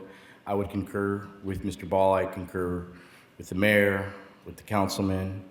An aggressive expansion of the sphere of influence is necessary. I served on the planning commission at one point back in 2010, 11, 12. Back then, it was the agricultural buffer. So within the general plan, we planned for the agricultural buffer. It was put into place. As soon as it was put into place, then it became ag conservation. South Coast groups, different groups got together. They boasted about having the corporate power brokers in farming and the electors of South County preserve their dominance politically down south. And I truly believe that it is purely political. And farm conservation has been the magic way to evoke that. I fly to Sacramento several times a year, and as I leave Santa Barbara and go through the Central Valley, I see thousands and thousands and thousands of agricultural acres, many of which are being forced to become fallow now because of the water and this and that. I've also seen the Central Valley where there's tons of ag grow and grow and grow. If you go to Tracy, if you go to all these different Central Valley cities, they just keep growing and they're just gobbling up ag because that's everything that's around them. Ag has been used to stop the growth of this city for many, many, many years. It's about time that we put our foot down once and for all and allow the city to grow. We've been stagnant in ability to grow, and there's magic numbers. There's magic numbers that draw businesses. There's magic numbers that draw that draw industry. It's really time that we put Lompoc first and really try to develop a plan. But I said this, and I've said this many times, your general plan has all the key words that are contradictory to expanding the sphere of influence because you've embraced and input all these terminology that preserve ag. And we don't even technically have very much ag within the city, so why we've gone so overboard to include this verbiage within our general plan, I'm just dumbfounded by that. And so much of that needs to be strucken out of our general plan in any future revisions. And then lastly, we need housing. You keep hearing housing is a crisis. In Santa Barbara, they're not in agreement with the high density. They did a trailer bill to block the 5-story developments that are coming in place. They want us to have it here. Anybody else, public comment? So nobody else rise, we'll close public comment, bring back to the council. So, I have an idea I want to run by you guys here in my studies with LAFCO and all the agreements going on and such. And just as a simple example, understanding that in the recent past, the federal government was paying for over 30 million acres to not be farmed in this country. That's 30 million acres. The city of Lompoc, our population in 2000, 43,000 and change. Currently, 43,000 and change. In 1968, there's a document in one of these rooms that said Lompoc by the year 2020 was going to be 196,000 people. Wow. Missed that target. We'd had 2 county supervisors at that time, which is also one of the reasons we have half of one now. So, I mean, there's a lot of things that are out there, but please bear with me on some of the analytics that I have so we can try to get some things done that we need to get done. And it's going to be a little bit of a fishing expedition to get the sphere of influence line. Understand what this sphere of influence line is. It's a line that we're putting out there where we anticipate in growing or annexing in the next 5 to 10 years. That's the definition of the line that we're looking at and what it is that we're trying to do.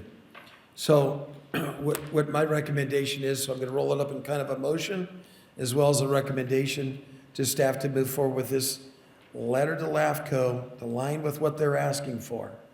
And that is for the staff to use all available tools, including precedent-setting statements from other LAFCO meetings, such as the overriding consideration to meet RENA on ag, and the willingness for the farmer to not farm as a consideration of whether the agriculture. I'd like to also express, because what I'm finding out, they have no idea what our per capita income is, where it's been for the last 20 years. It's very important and crucial to show what they're doing to us, as well as our populations, how it hasn't grown. So along with that, the ideas that I have is to do this in stages. I am seeing as other people are accomplishing and winning this. So I have multiple stages, so bear with me. Again, I'm leaving it more of a et al. For the staff to get together to get a winning document and a request. So when we look at, as an example, the Bailey Corridor, we make a request that encompasses the Bailey Corridor and everything below it, with recommendations in lining with the fact is that we have a sewer line there and everything else that's in this document that aligns with us, that community-centered urban development will be encouraged, multiple service stages will be preferred. All these things that we have there that are in this document, a single larger agency, all these things that are us. So along with that, we offer 2 subsections of that document because they might throw out the one big one. One is in coming up with 2 properties that the people have desired to annex over the years. And one is what we know as the Bodger property. So if they don't take the big one, then hey, let's go with subset A, the Bodger, and the reasons for the Bodger annexation. and aligning it, using those things, the very creativeness of, well, we want to, anticipate annexation, and upon annexation, we're rezoning instantaneously at the time, which allows us, because that was one of the things said, we hadn't rezoned the modular land, therefore we couldn't. What the county does is they rezone it, well, they can control it. And they say, well, we rezone it, therefore we should be able to annex. We have to be creative with that, but likewise, how the 135 was annexed in. Remember, we want to annex our sewer line. It's our sewer line that we did in 60-plus years ago. This was put in anticipation of the growth that never happened. So likewise, using that same arguments to win over them, either the whole thing or just the Bodger. And I don't remember the gentleman's name that was at the north end, which kind of faded out because he's burned out with 20 years of fighting. That parcel is an annexation potential. And that was because the willingness of the person, in the case, as in this case, like with Bodger, he's not willing to farm it anymore. That was the same argument they used on the container nursery down in Goleta, remember? So we have that same level of argument. So that's the west side of expansion. So another set going down is, as Councilmember Ball said, this is an urban alignment line to encompass the area they were providing sewer service in the village. So in 1976, 78, the city tried to annex. It was put up on the docket for annexation. And for whatever reason, that was shot down, but we did annex in 69, the whole prison property. We have 3,200 acres of that. We have a prison, but we can't build housing on the rest of the federal land.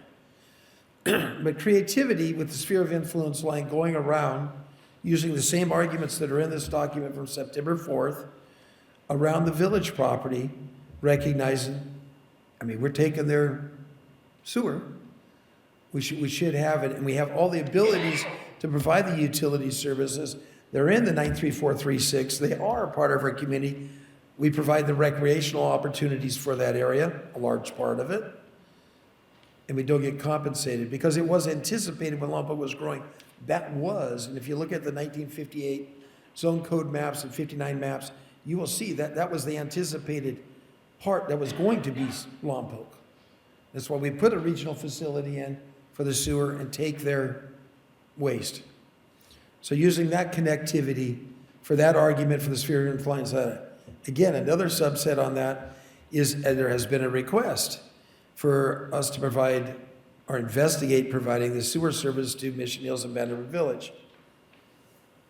Bringing an SOI around that area, using much of the same arguments that are in the document and more that allow us to bring our sphere of influence. Again, the sphere of influence doesn't mean you're annexing it. It means you're anticipating this movement.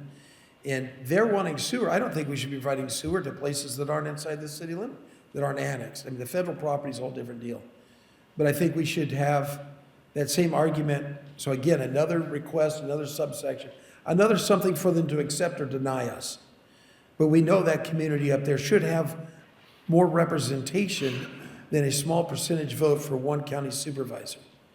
They should be part of our community and truly represented by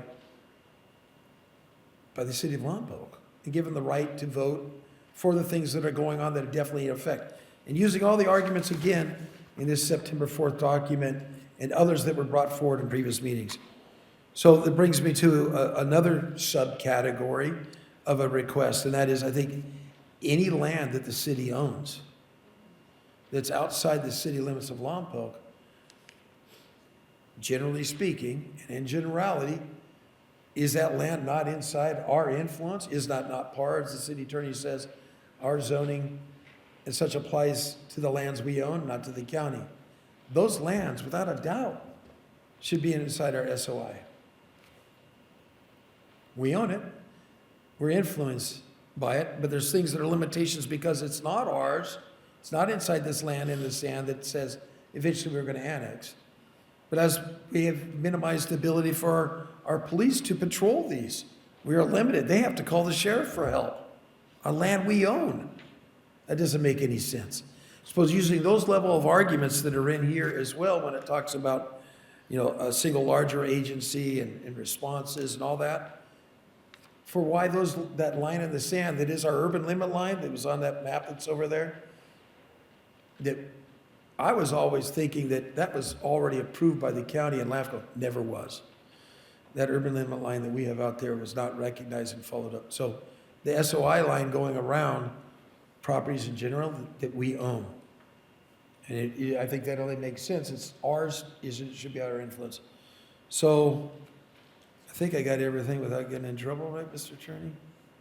Is that pretty much everything? But giving it in a multi-part application or request, if you do one great big one, they're gonna say no.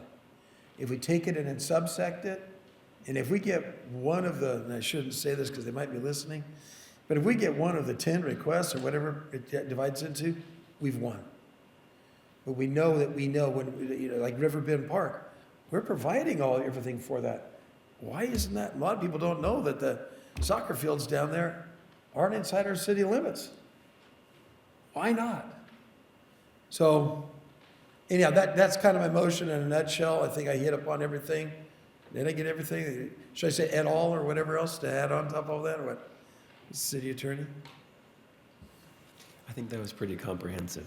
Okay. I got the motion. Well, there would be my motion, so I guess I push a button. I was just going to say, as long as we stop before we get to Casmalia, that'd be kind of, I'm just To joking. Kettleman Hills, is that what you said? I'm just kidding. No, but if I may, I was just going to say that generally speaking, we don't know if they'll ever let us change anything, right? This is just a discussion. So again, we may disagree about things or other things, but I'm in strong agreement that we should ask big and collect any win that we possibly can.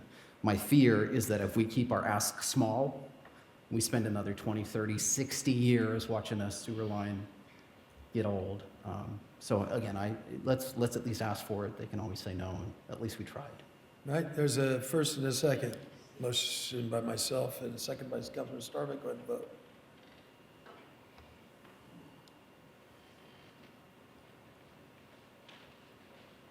That passes 5-0. You guys got some homework to work on. And I know it's a timeline critical thing, so I appreciate it. Caught me off guard when they told me, get your planning staff and make it a, I'm thinking, oh yeah, planning staff of 2 and our fabulous consultant. I'm like, wow, you know.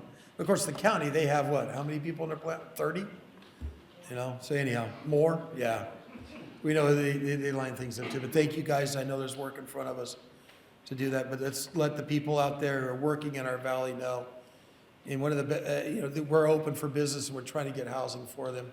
Likewise, the people who are looking for housing that's affordable, let's let them know that, you know, the best way to get housing to be affordable is get an inventory of housing. Let's get a surplus of housing.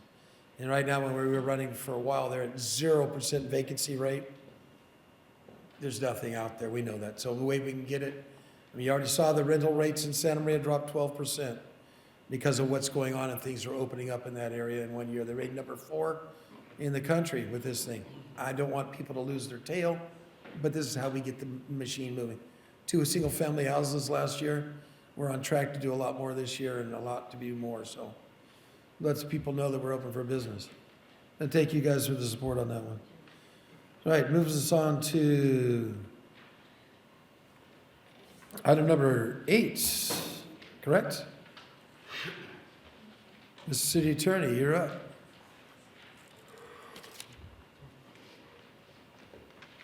Good? Cover everything? Thank you, Mayor. That's what we discussed. Thank you, Mayor and City Council. This is a 2-part item. First item has to do with our ordinance that allows vehicles to be towed if they are parked for more than 72 hours on the street. Vehicle Code Section 22651 is the vehicle code section that authorizes all the different circumstances under which a city can tow a vehicle. And one of those sections, 22651K, says if a vehicle is parked or left standing on a highway, which is a street under the vehicle code, for 72 or more consecutive hours in violation of a local ordinance authorizing removal, then it can be towed. Well, in Lompoc, we've adopted Municipal Code Section 10.28.190 that says it shall be unlawful to park or leave standing a vehicle on a street for 72 or more consecutive hours. So that is our code section that allows us to tow vehicles that are parked for more than 72 hours. Several council meetings ago, City Council made a council request for this agenda item tonight, this proposed item, proposed ordinance tonight. And that's because the council had a concern that vehicles were evading being towed under our municipal code by moving sometimes only a few inches or a foot every 72 hours. And technically that allows the vehicle to evade being towed under our code section. So the proposal from the City Council, or the request from the City Council, was to amend our code to say that a vehicle must move at least 300 feet in 72 hours in order to avoid being towed. And so that is what this ordinance number 1737 that is before you tonight would do. It establishes a minimum distance of 300 feet that a vehicle must be moved each 72 hours in order to avoid being towed under our municipal code. Another way that we could enforce this is, and that's included in the ordinance, is that if the odometer on the vehicle changes for less than 1/10 of a mile over a 72-hour period, then the vehicle can be towed in that circumstance as well.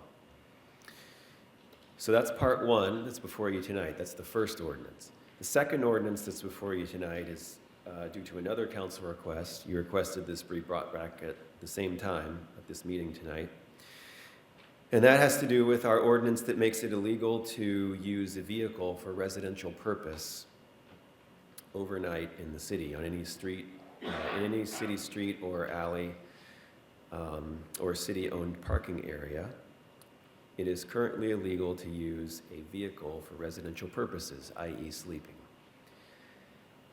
It used to be, up until last year, that there was a federal court case that prevented us from enforcing an ordinance like that unless, at the time of enforcement, we checked to make sure that there was an available bed in a shelter or an available space in a safe parking program area for the person to go and sleep in the shelter or to go park in the safe parking area. If there was an available space available, then we could enforce the ordinance. It says no sleeping in your car. But if there's no space available in a shelter, then we couldn't enforce the ordinance. Well, last year, the Supreme Court reversed that rule in the case called City of Grants Pass versus Johnson. And so now that exception in our municipal code is no longer necessary. We can enforce the prohibition on using your car for a residential purpose anytime, whether there is an available shelter bed or safe parking area or not. So what ordinance number 2 tonight, ordinance number 1738 tonight would do is simply delete that exception from our code section on residential use of vehicles so that it can be enforced at any time without having to worry about that exception with shelter beds. So that concludes my staff report. I'm available for questions, and after questions, you should take public comment. Questions?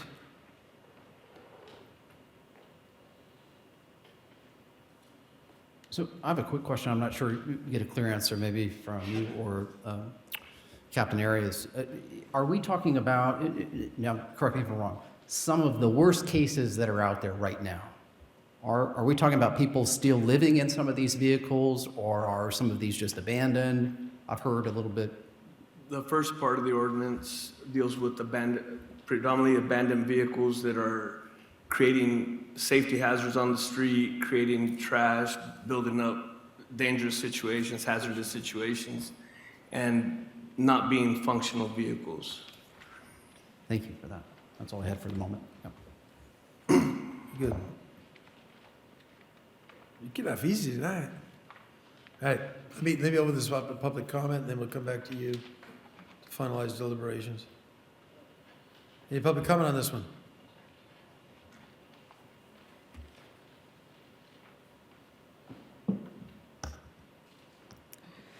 Good evening. My name is Alexis Otero, longtime Lompoc resident. And before I get into my public comment tonight, I wanted to speak about decorum.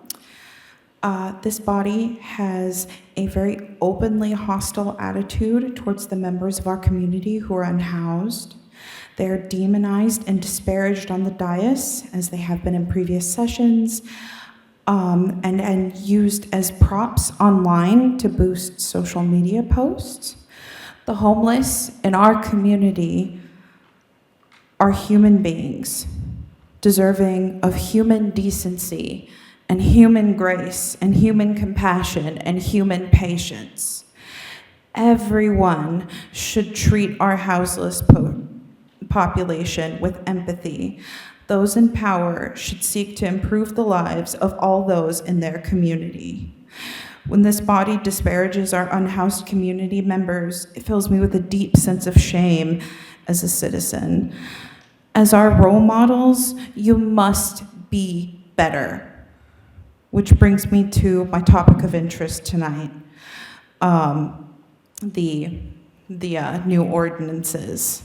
I'll start by acquiescing that it's not safe for the people living in their vehicles or the people who are in the houses where they're parked to park there overnight. It does create a safety issue for everybody involved.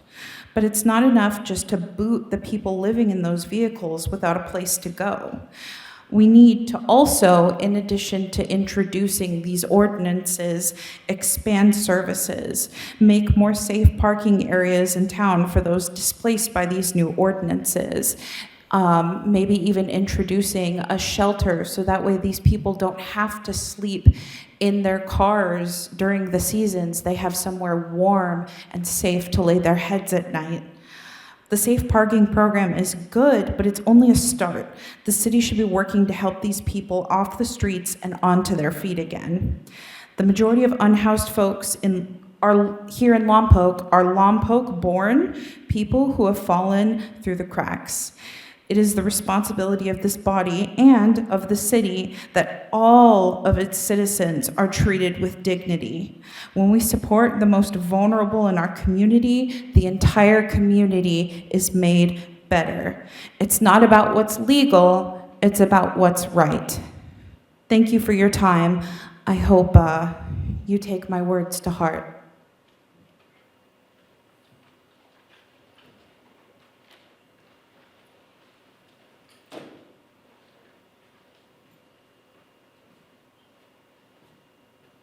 Nick Gonzalez, a resident of Lompoc. We do need to be compassionate, but we've also ran a safe parking place for quite a long time in the past. I was interested because I would still see the extreme cases, and this is what this addresses. No one's trying to oust somebody trying to get by. I believe our public safety officials go out of their way to make certain people are directed in the right location and get the services that they need. This is for the worst of the worst. This is for the people that are setting a drug shop in the corner and dealing out of the trailer in front of the school. This is for the people who have no blatant regard for anyone else and abuse and create garbage and trash and human waste and anything and everything you could think of alongside the curbs, where our children pass, where our elderly go, near parks, near other people's neighborhoods. I would implore you, look at how many people actually utilize the safe parking. I'm sure there's stats somewhere to see that you had the service. I think it was like $1 million contract, if I stand corrected, that the city co-opted with a major service provider to ensure that the community had a safe parking location. And you know what? I can tell you right now, because I drove by and I drove by, very rarely ever used. There was a handful of people, and not saying that it wasn't needed, but what I'm saying is the problem you're trying to address isn't, I don't believe, is a significant part. I mean, the individuals were able to utilize those services. But unfortunately, we have many that are in the community that have no desire to utilize those services, and it's evident in the way they conduct themselves in the neighborhoods and the areas of the community. And that we do need to address. And I appreciate very much making an effort to resolve that. And I would hope that our public safety would use the same discretion that they've always used to make sure that compassion and care is provided to those people who do need the services. Thank you.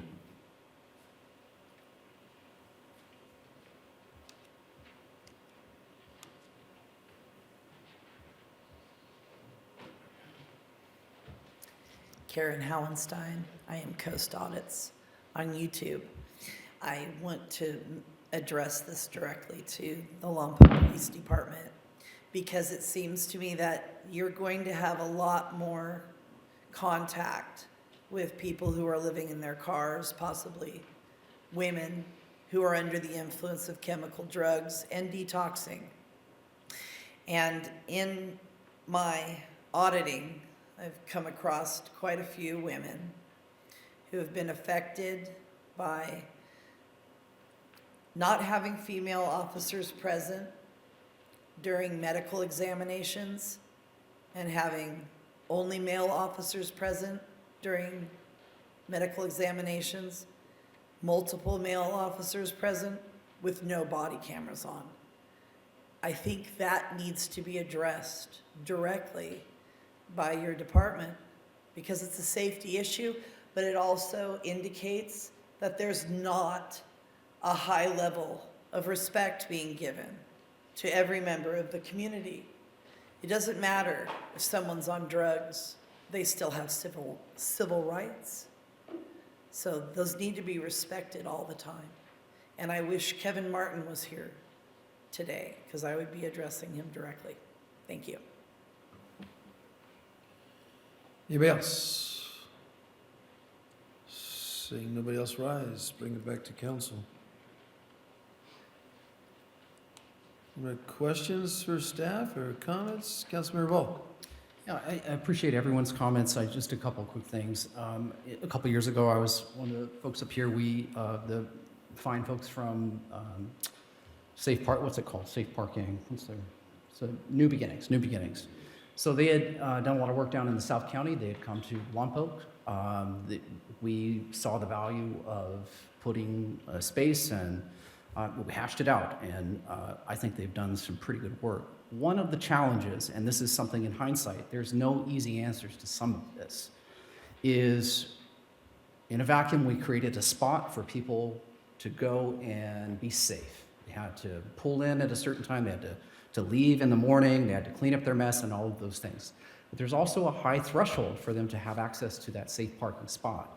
They had to be drug-free. They had to be a pretty healthy list of some things that I think are valuable because that does lend itself to the safety of those that are using that parking. So who does that leave out? Well, that leaves out a gross majority of people that are unhoused in our community that don't qualify for that service there. So then we're just left to hope that the county has saved enough resources in behavioral health and other areas where they need to invest and help us. We have to rely on our officers using their best discretion to hopefully connect the dots with somebody that is probably resistant to receiving services or wanting any services. So again, it's a very complicated issue. No doubt that every human deserves dignity, for sure. That said, over time, I do hear it from families too that have worked hard and they're trying to raise their families and their small children in our community. And some of those folks don't feel as safe as they used to even allow their kids to walk to school or to go outside and play or just go around the block. There are places in our community where I don't think I'd send my 6 or 7-year-old or 10-year-old kid out to go past 4 or 5 trailers that are, let's be honest, they're not just there to have a place to sleep. There's a lot more going on there. So again, I'm very sensitive to those issues. I think this council is too. We're trying to look for any way to try to tip the scale one way or another to find some balance for our community. So I know this is a really difficult one, and I'm hopeful that our police department will use compassion and discretion like I think that they try to do pretty regularly. I do hear the comments about our process and some decorum maybe within the department. But if I may ask, as far as I understand, we have more women in our department now than we've had in some time. We have more bilingual speakers in our department than we've had in almost ever. If you wanted to give me any reassurance that our department is going to do the right thing in this context. We always try to do the right thing. And when we encounter people that are in distress, we always try to find resources. Oftentimes, people make choices that they don't want the resources. So what's the police officer's recourse? I have no access to a mental health hospital. I have no access to services. The recourse of police officers is you arrest them for the violation that's happening. Comments in regards to medical examinations, where do those take place? At the hospital. Majority of the staff at the hospital, nurses, are women. If an officer arrests and he's a male, he's not gonna do an exam. It's gonna be done at the hospital. For the most part, we try to get people to the resources that they want. When they're committing criminal offenses and they don't want to take any of the services and they're causing a disruption to our community, what's the police department's recourse? We have to hold them accountable to the violation of the law. And that's the function of a police department. All the other functions of services and that falls into county departments. And we're looking to integrate and we're looking to get more training from county mental wellness so we can help them a little bit more. But it takes two to play that one. So we're gonna keep working diligently. We've always been compassionate. I moved here when I was 6 months old. The majority of my police department are people that live here still, grew up here still, and have a vested interest and care about this community. So I understand people with their opinions and their perspectives. However, we've come a long way in changing because I grew up here. So in the position where I'm at, we have a saying at our place, you treat everybody like people. You treat people like you want somebody to treat your mom, dad, or your family members. And that's what we try to do. Thank you for that. I recently, about 3 nights ago, interviewed a lady about the safe parking program. I don't know, most people don't know, but I go out every night and pass out water, and a lot of times blankets and stuff to the unhoused. So anybody wants to go for a ride with me, after this meeting, I'll actually be going out to the unhoused as well. But I asked her what was going on in the safe parking program. She says between 1 and 5, but really more towards 1 are there. So there's ample opportunities. There's some complexities because of the insurance aspect that they have to have. But if your vehicle's on the street, you're supposed to have insurance in it anyway. So anyhow, looking for a motion or something. Oh, yes. There was one thing that I forgot to include in my staff report, and that was a recommendation for one change to the language in the ordinance. And that's just to add just a clarification that at the end of the 72-hour period, the vehicle must be at least 300 feet from the position it occupied at the beginning of the 72-hour period. I'd recommend that that be added to the ordinance language. Okay. Jeff, what ordinance is that?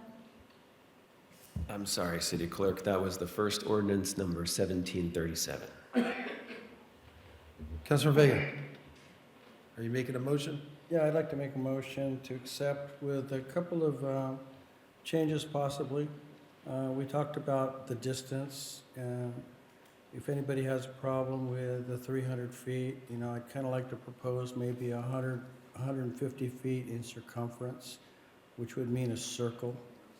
That way it kind of, so I have to explain that. Radius.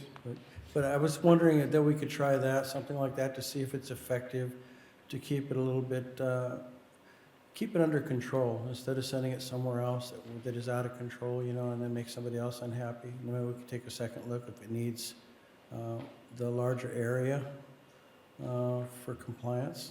So that would be kind of my motion, unless someone has a substitute motion.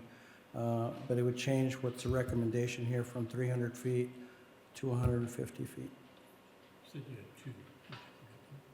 No.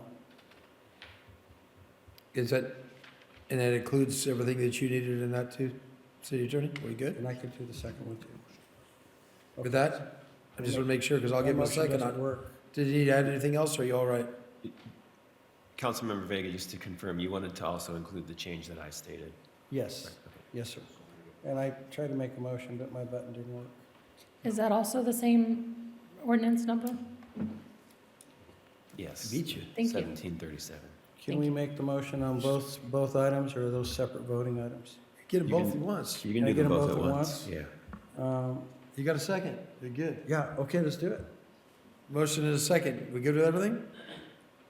The city attorney? Well, just to be very clear, the motion includes introducing both ordinances, right? Correct, right. Yes, sir. With the changes. Okay. All right, let's go ahead and vote. And it passes 5-0. I have All right. got a question here, sir. Yes, Councilman Vega. I have a council request, if I can, unless you want me to wait, but I think that it goes in coincides with this parking ordinance. And I'd like to ask the council to consider bringing back the recreational vehicle parking permit process back to council for review and possible action, if you guys wouldn't mind supporting that. We've had a lot of people asking. Yeah, you got a thumbs up, head Is nods. that okay? Yeah, you got Thank you. Councilmember Ball and Councilmember Bridge supporting you with that to come back. Thank you. Okay. Unfinished business, number 9, approval agreement of Lompoc Valley Chamber of Commerce for business assistance. Thank you, Mayor and Mr. Council. Albro, Mr. Attorney, Mr. Malawi, right? Fire away. Thank you, Mayor and I think I Council. got a prettier tie on you today. What do you think? Okay. I win? This has come back a couple of times. Last time was at the council meeting, July 15th, where council gave us direction on a couple items they wanted us to get. One was to get the past due audits up to date. The chamber has submitted those. Also direct staff to negotiate some of the changes that were in the language presented. And I think predominantly we got most of them ironed out with a few open items. There's a copy too in the back, a red line copy if you wanted to go through and see those changes. The first one was to request that the chamber have hours between 10 and 2 at 111 South I Street.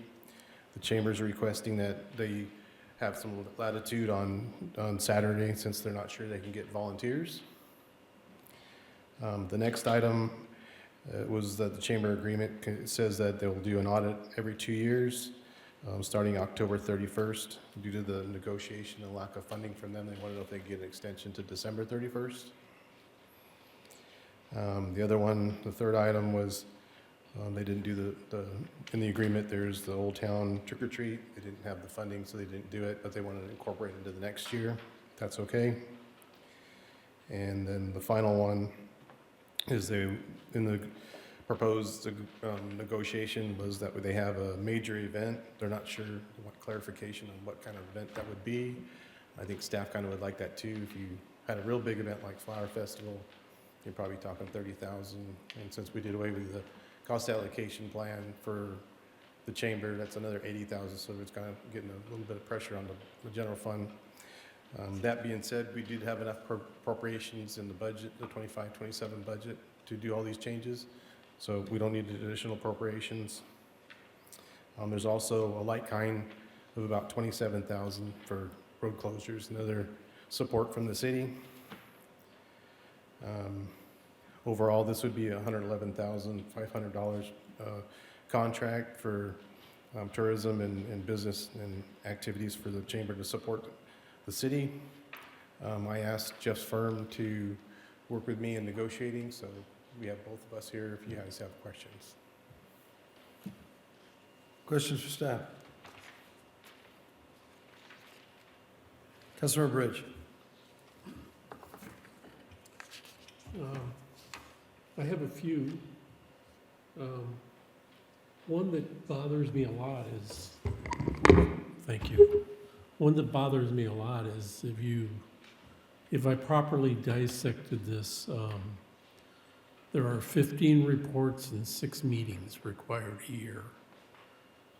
That would overwhelm me. I just amazed that we would have 15 reports a year from a chamber that's staffed with 2 or 3 people. So that bothered me a little bit. And then in the specifics, we have item 3, C3 on page 3. One of the angst that we had in the last sessions was that the chamber wasn't open. And the reason that was given was there weren't enough volunteers. And I would point out that that item still is there. It says if volunteers are available. So that seems contradictory to what we had stated as an issue that we wanted to resolve one way or another.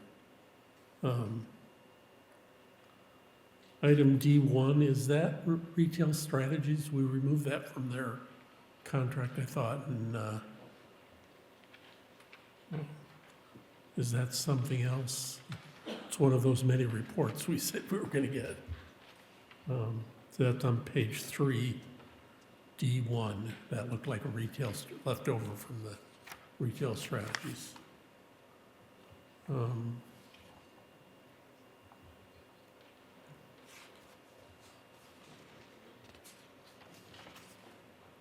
not sure, I think that's in the side, but Okay, well, I just don't want them to put them on a hook that somebody else is doing, and like I and said, also, right I now we forgot- have 15 reports. I also forgot to mention, I believe Davika's here for questioning if you Okay. guys had questions for the chamber.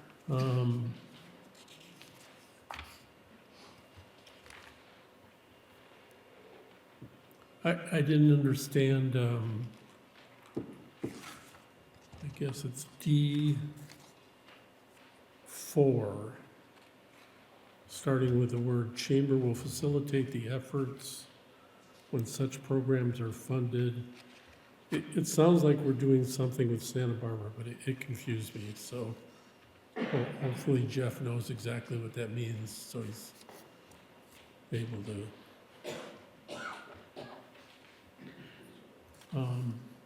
On the financial reporting, I guess this question is to Jeff. We are not levying a certified audit. It's item 4A. I don't think, I just want to be sure, because a certified audit is very expensive and very time-consuming. And I'm just not sure. If you tell me, no, that's not in there, then I'm happy. The wording is independent financial audit. Okay. City manager could probably tell me whether that means a certified audit or not, or the finance director could. All right. I don't want to levy anything that's inappropriate. I know my experience is if that gets interpreted as a certified audit, which the word certified is associated with the CPA, so it was a little fuzzy to me, but that gets very expensive.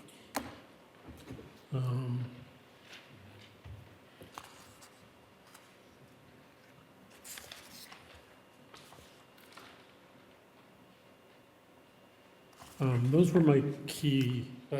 I'm really concerned about all the reports. If the chamber says they want to sign up for them, fine, but that seems really overwhelming to me. Councilmember Bridge, I just wanted to make one comment just to make clear what the chamber is proposing. On C3, page 3, this is about the staffing of the chamber location on I Street. The chamber was committing to have someone there and have it open from 10 a.m. to 2 p.m. Monday through Friday.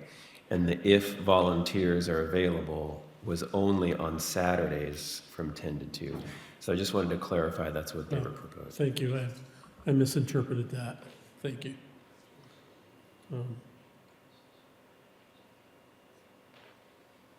So other than those minor things, it's the reports. That's more than one report a month that you're signing up for, Davika. That just seems a lot. So, Councilor Ball. So I think all these changes, as long as the chamber's okay with it, I don't really have any specific issues. I think my only question, again, we're paying $111,000, which I think the chamber, I think they could use a lot more. But I want to make sure that the chamber feels that this contract is executable. Again, we're putting money into something. I want to make sure that we're getting results and it's a good value for us. So I guess my only question, and I think they can over-deliver, they always do. But I'd love to hear from the chamber tonight, if possible, to reassure us that this is a shift they're willing to make and that this is something that they can all be compatible with and share our vision or your vision for this shift. That would be my request. Yeah, chamber is welcome to the microphone, of course. Come on down.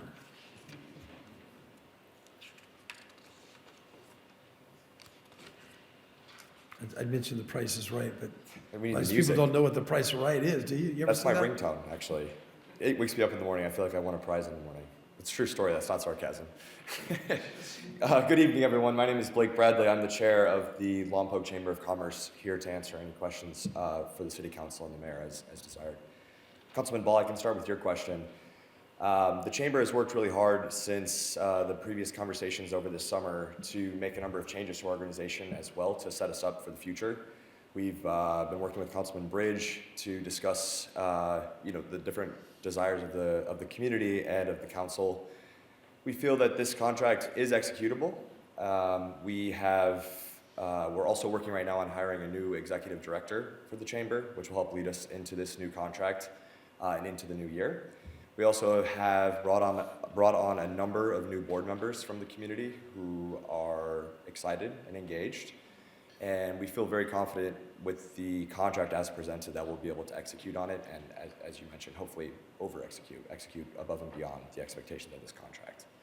I do think that in the future, we'll want to take a look at this contract once we've sort of had a proof of concept with this contract as it's written and see if there's other areas that we may want to add into the contract, potentially for more financials, but I don't think that that's important for us to discuss tonight. We want to be able to prove to the council and to our community that these changes are effective and that we are ready to serve and create economic benefit for the community. Questions? Yes. Just one quick question. So again, you're speculating until you hire a new executive director, and who knows what's going to happen next year. But to execute on all of these things, and then within 2 years, it's going to require staffing. Mm-hmm. With this type of money and the income that the chamber is going to have coming in, are you going to be able to have regularly 2 or 3 people staffed to execute on this, or how is that going to? So you guys feel pretty confident about that? Yes, sir. So our current plan is to continue having 2 staff members. 2 paid staff members is what we currently have for the chamber. We hope that with some financial restructuring that we're going to be working on with our new executive director and our board, we hope to have more diverse funding streams for the chamber beyond just the city contract. Right now, the contract is a large portion of our revenue for the chamber, and we, the board of directors, feel that that is not a sustainable path for the future. So we are looking at some financial restructuring and some other paths to increase revenue streams for the chamber. And that will hopefully help, speculation, but hopefully help continue to grow our staffing. And we've had great support from local community members as well, including the Santa Maria Chamber of Commerce, who have been helping us through some of this restructuring. So we do feel confident about the present and the future. Great. And diverse revenue streams are definitely a part of it. Thank you. You brought it up, so Santa Maria's been helping. Just want to remind you, Santa Maria, even though we appreciate their help, they're still our competition, and I want to make sure that we're at the same tables and in the same lines, not behind them. Of course. Perfect. Or ahead of them. Councilmember Vega, do you have a question? Yeah, how you doing? Thank you for everything and all your efforts. You mentioned something about self-sustainability possibly in the future. Mm-hmm. I'm not sure, I understand the city is asking, let's put it this way. Their contract is money in exchange for services. Of course. Have you guys looking at the fact of the matter that membership and all your sustainability issues, Is that something that can be reported to us as we progress instead of just counting on the city, in the future? I'm sure that's part of your buildup for the chamber. I've looked at the other chambers also to see what it's going to take for the chamber to build their memberships back up and offer services that are considered valuable. Yeah, absolutely, sir. We'd be happy to continue reporting to the chamber or to the council on our progress. I think your specific ask is how we're going to engage the membership. Is that your question? Correct. And I mentioned before when we were talking about contract negotiations or whatever, and people were not against the conversation of saying, hey, within a certain amount of time, we'd like the chamber to be self-sustainable. We want you to be successful also. Yeah. So I hope that's the path that you guys are in the direction you're looking for.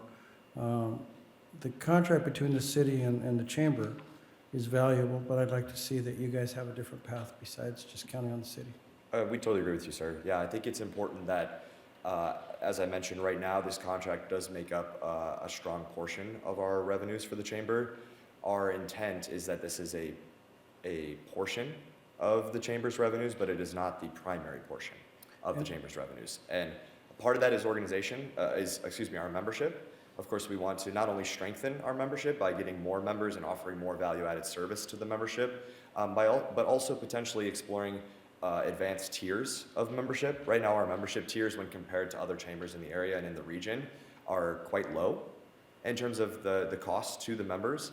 And also, there's not really an upper tier offered to some of our larger businesses.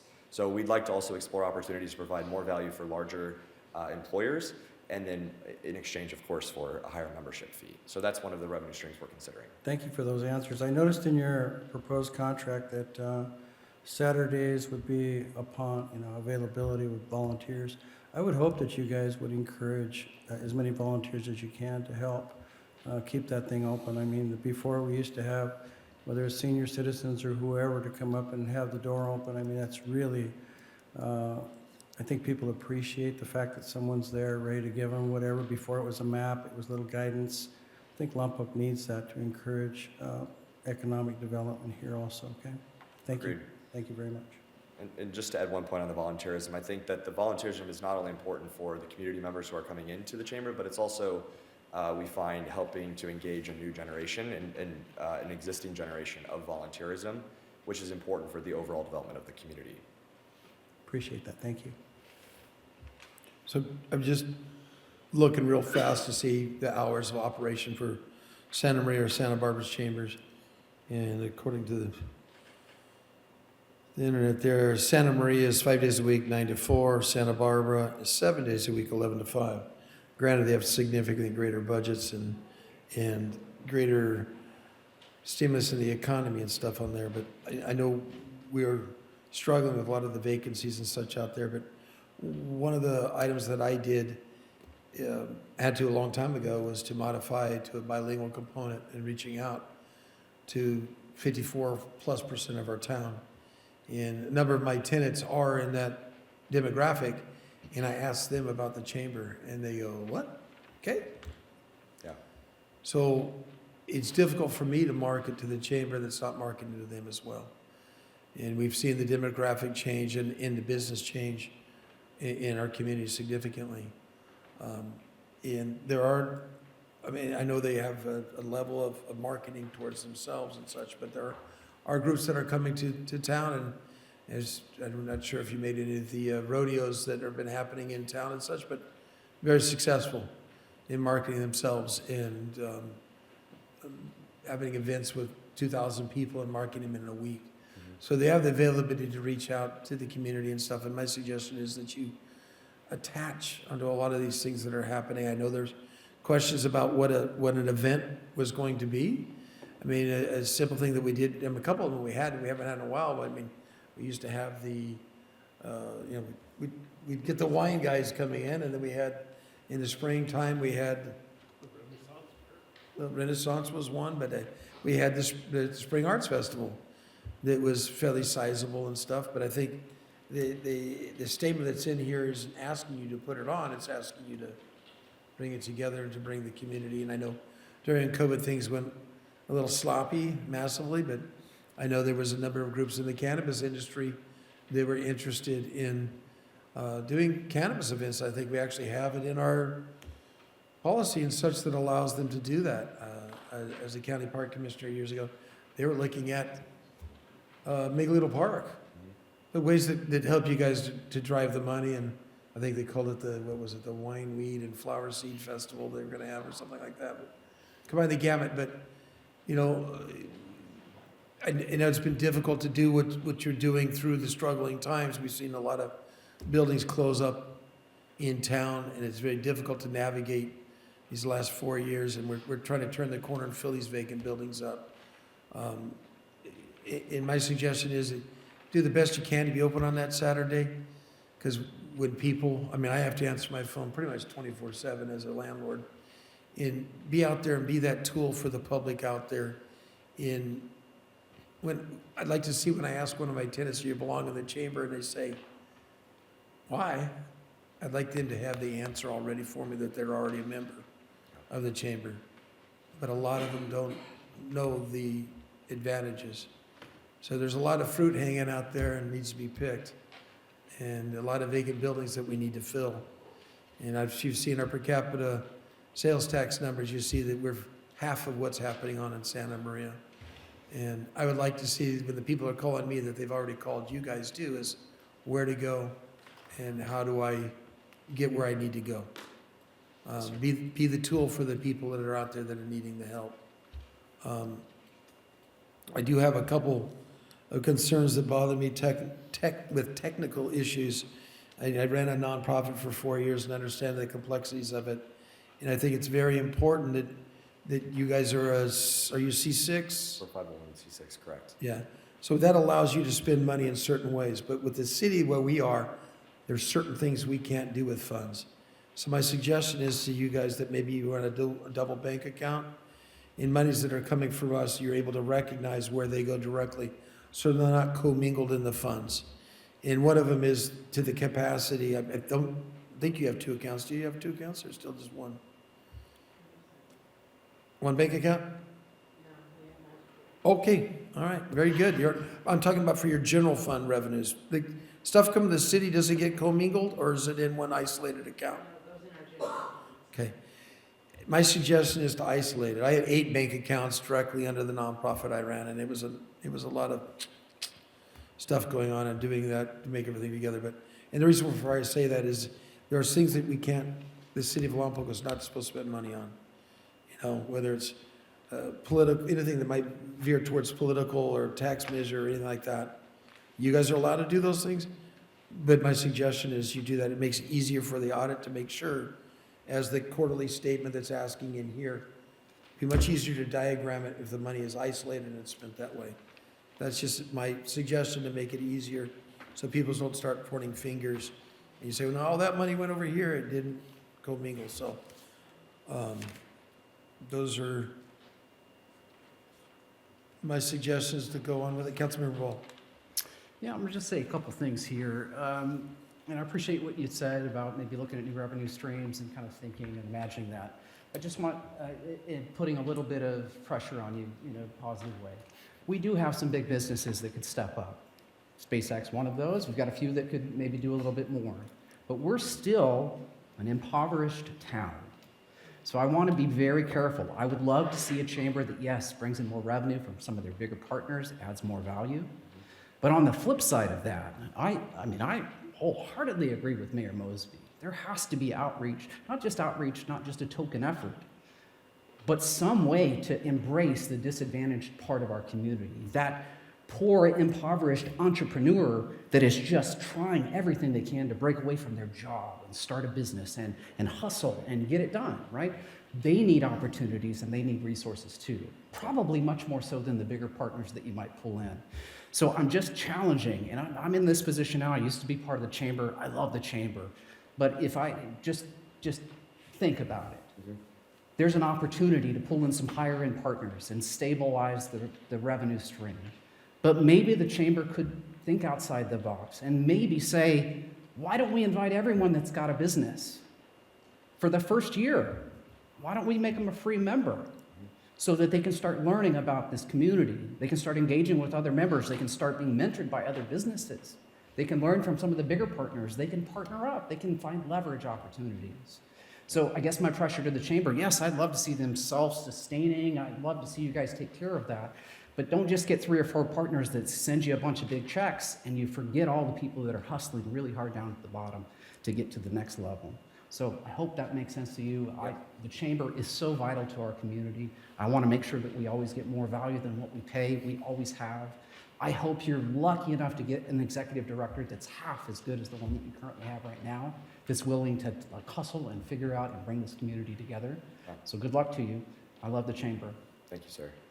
And if I may respond to those comments.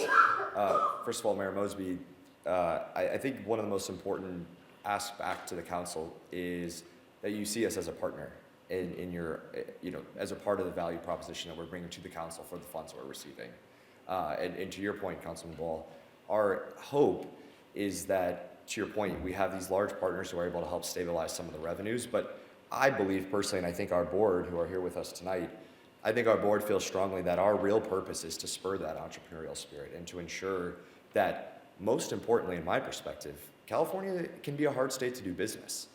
And my hope is that the Chamber of Commerce can be that first step for any entrepreneur who wants to start business, that we can be their first partner they think of, and then we can work with the city and the city planner and the city manager and all of the folks that help make a business successful in this town.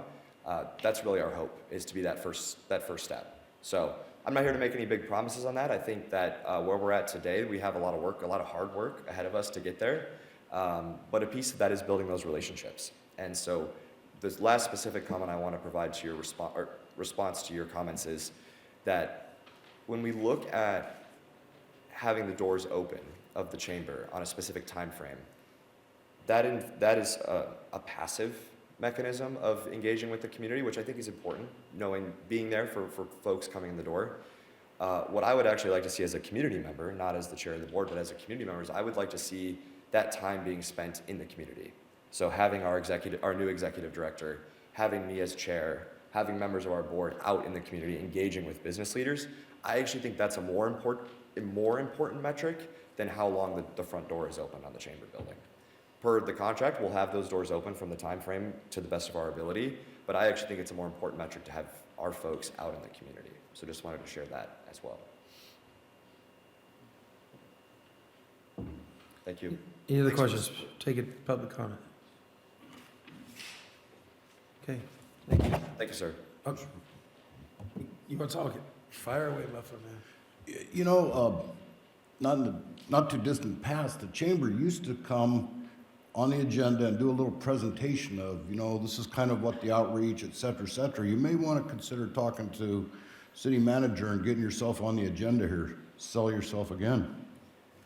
Councilman Starbuck, thank you for that comment. And that's something that is important to us, is we want to make sure that not only does the council know what the chamber's up to, but the community that dials into these meetings and comes in person knows what the chamber's up to. So that is important to us. And another important piece of that is the reciprocity of that, which is also potentially the city manager or someone from the city engaging in our meetings as well. And we hope that will build that synergy. Well, we used to, but we got thrown out after 5 minutes. We'll take a look at that. I gotta thank you. Let me open this up to public comment. Thank you all for your time. Thank you.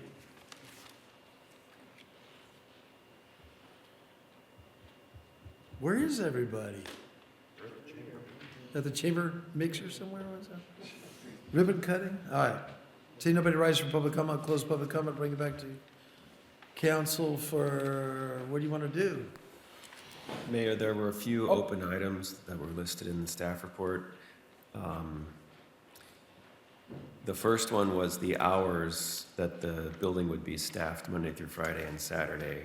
Seems like the council's in agreement with what's in the proposal for that one. The second one was extending the due date for the audit this year, for this 1 year, to December 31st instead of October 31st. Is council okay with that? Okay, I'm seeing a consensus. The third one was that the Old Town Trick or Treat event would not be held or not be done by the chamber this year, and I think we're okay with that. The fourth one was The chamber was looking for some input from the city council on what you meant when you proposed section 3C6. So that's on page 3 of the contract. And it was about the venue partnership. The chamber shall collaborate with the city to identify and secure at least one larger community venue opportunity annually, either by organizing an event directly or by partnering with an outside organization to host an event in coordination with the chamber. And they were looking to see, the chamber was looking to receive clarification from the council on what was expected for that, what type of event is expected, and what would qualify as a larger venue that would meet the requirement of that section. Well, that's probably my fault because I wasn't specific, and I'm going to have to plead ignorant on the actual number, but with not expecting a flower festival. I think when we talked about it, what we had in mind was perhaps something in River Park of the order of the Renaissance Fair or the Jeep Club event or some type of event like that, which kind of broadens our appeal to the outside. The mayor mentioned the wine event, so maybe a harvest wine event. But I couldn't tell you today whether that's 1,000 people or 1,500 or, so I don't know if that's enough description of what. I'll just look quickly to the chamber to see if that's enough clarification. You can come up. You should have said dog show. You should have said dog show. You gotta wait till easy on that one, right? If you could get the dog show back, that would certainly meet the intent. Yes, I think that's helpful. Thank you. And I think the also important clarification that was given during the sort of back and forth was that the partnership of it. The chamber wants to be in support of events that are already successful and then hopefully bringing in more as well. Thank you for the clarity. Councilmember Ball? I just was going to add a comment is I don't want you guys to be hamstrung in terms of your creativity. And what I mean by that, and again, city manager, maybe you can help me, back me up, is that I'd love for us as a council to retain some flexibility in that if you, the chamber, comes with a great idea and says, hey, we think we could pull this off, but we need the city to step up in this specific context, because if you don't, we can't afford to pull that off. So again, as long as the city can be flexible, I'd love for you guys to shoot for the moon and come with some ideas that we might be able to say, I really love that idea. Let's partner even more. So again, don't restrict the creativity. Please, I love doing old events. Let's do the Spring Arts Festival again. But some of us, come on, we went 20 years ago. We don't need to see the same thing just rehashed and it be no different, right? So use your imagination. There's got to be some new things that Lompoc deserves. Other communities have some great events that continue to evolve, that embrace the culture of the community. I think we can do better too, so please, shoot big. That's my only request. Sir. Thank you. And as for the Councilman city, Vega. Okay, go ahead, fire away. I just wanted to add from the city side, we'll work with you. I'll stay up in case you need more questions. Councilmember Vega, you have more question?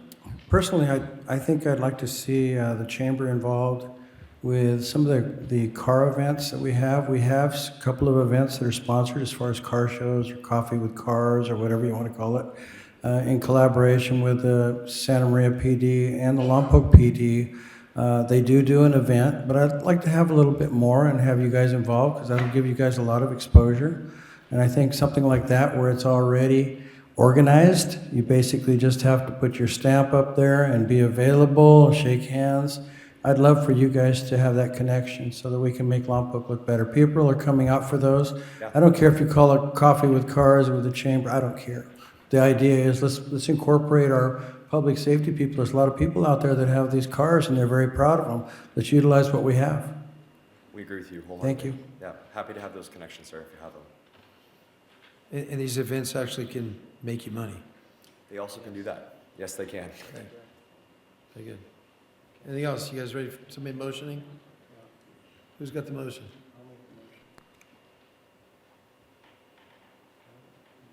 Oh, bold. Sorry, I was trying to hit the second button, but I was too quick on that one. Apologize. I'll make the motion. if Somebody you got to want a make second. something? Fire Got away. the second. What's your motion? Sorry, Dirk, you're too. My motion is to accept the staff recommendation to accept the contract with all of the addendums that the city attorney mentioned. That's my motion. Councilor Vega, you good with that? Yes. Okay, it's been motioned by Councilmember Paul, seconded by Councilmember Vega. Go and vote.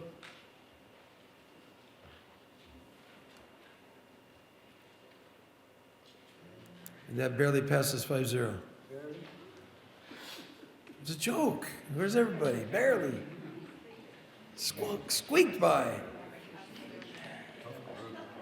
Dang. I play here the first and third Tuesdays every night. All right, we're up to item number 10. Do you need to get some coffee, Councilor Vega? You okay? No dose? Dayquil, NyQuil? Call me. Zone code amendments for implementation of housing. Call me. Call me. Councilmember Starbuck, calling you. Yes, I am going to recuse from this item. And that's due to a real property conflict that Councilmember Starbuck has with Me both too? of the ordinances. Can I go too? You have a conflict on the first ordinance that we're going to consider, number 1731, because you have a conflict in R2, R3, and MU. You can participate in the second ordinance, but you are free to listen to the staff report. I can listen to the staff report, is that what you said? You may, yeah, you can listen to the staff report. I can sit up here and let the motions, can I push the buttons? Not vote? No, you'll need to leave the room for the first ordinance. For the second ordinance, you can come. Should I wait for Mayor Pro Tem to get his coffee or If you'd like, crumpets or whatever he's doing? if you'd like. Well, who's gonna run it if I leave? Good Good question. point. Let the city manager take over. He's not here.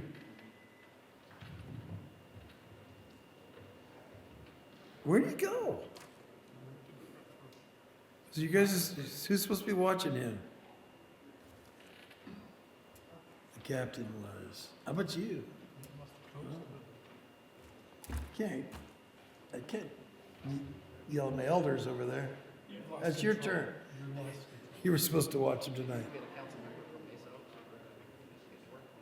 Yeah.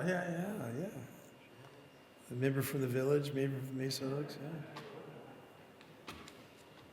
All right, let's call a 5-minute recess, since everybody's gone anyways. How about that? 5 minutos.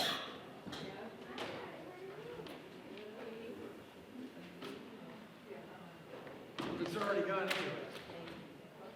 Right? What's that? 5-minute recess.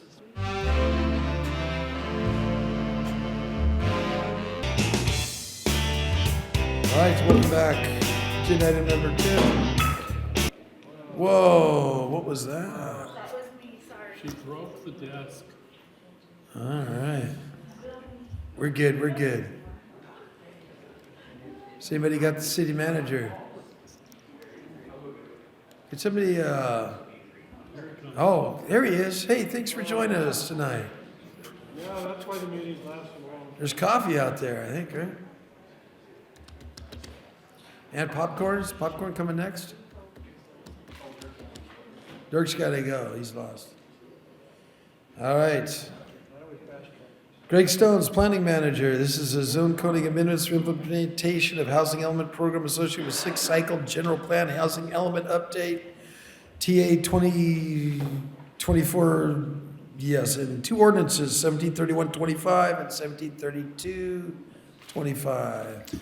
Thank you, Mayor.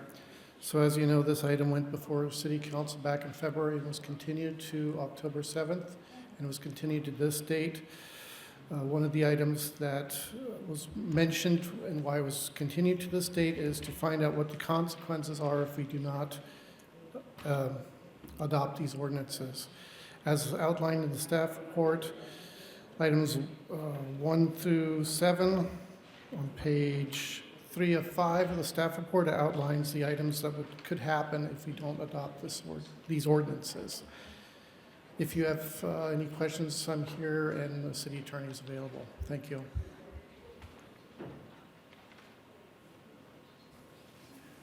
And Mayor, these are 2 ordinances before you tonight. The first ordinance, 1731, has to do with some changes to R2, R3, and MU. The mayor, you're going to need to recuse yourself and step out of the room when we discuss 1731 because of your real property conflict on those zones. And then after we make a decision on that ordinance, we'll discuss 1732, which is some changes to OTC. And you can come back into the room for that ordinance. Very good. I'll be in the lounge over here. Give me enough time to get that pizza coming, all right? We'll try. And I turn it over to Mayor Pro Tem Victor Diggett. It's all yours, buddy.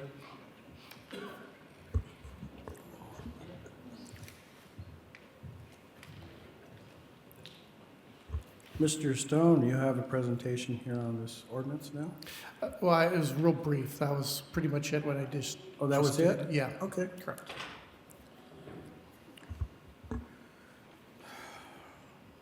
Does anybody have any questions on any of this that we're doing here? Go ahead, Mr. Ball. Sure. So I read through the 7 items there. I don't see a ton of wiggle room to not get this passed, right? I mean, if I read this correctly, we're, worst case, jeopardizing quite a bit here. Yes. Is that fair? Yes. So again, this isn't something that we can just play hot potato with and hope for the best. There are real consequences to us not certifying or passing our housing ordinance on time. Correct.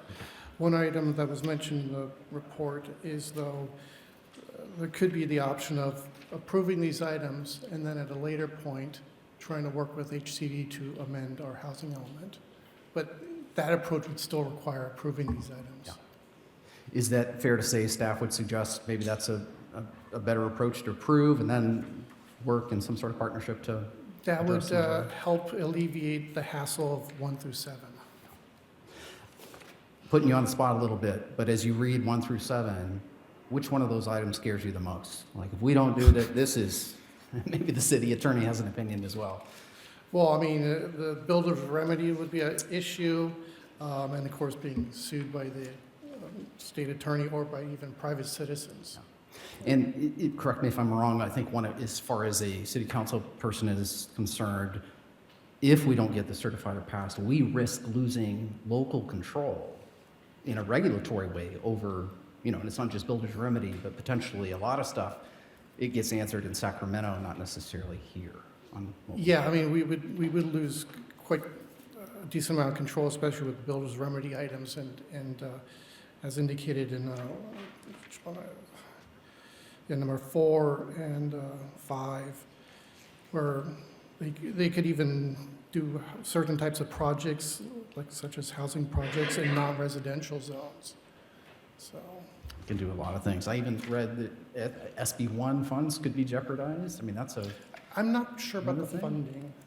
So I kind of saw that maybe. Anyway, I guess my whole point is you don't just need one reason. There's 7 good reasons with a lot of details on why we've got to get this right. So again, I from my personal position, I'd love for us to hash out a few of these things, but again, we're obligated to the state to get it right on time. So that's my 2 cents.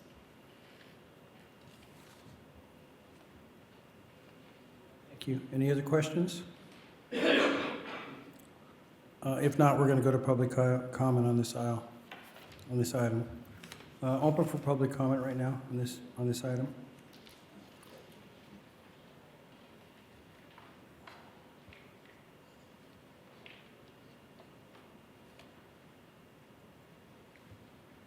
Nobody coming? Okay, we're going to bring it back to council. Council, I do want to note that under the government code, in order for a city to introduce or adopt an ordinance, a majority of the full council must vote to do so. Okay. So that means, since we only have 3 sitting up there, in order to introduce this ordinance, it will need to be a 3-0 vote. Copy.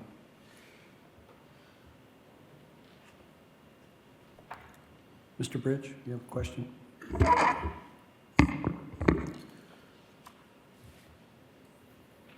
I probably should know the answer to this, but the issue we were wrestling with last time was the 4 stories.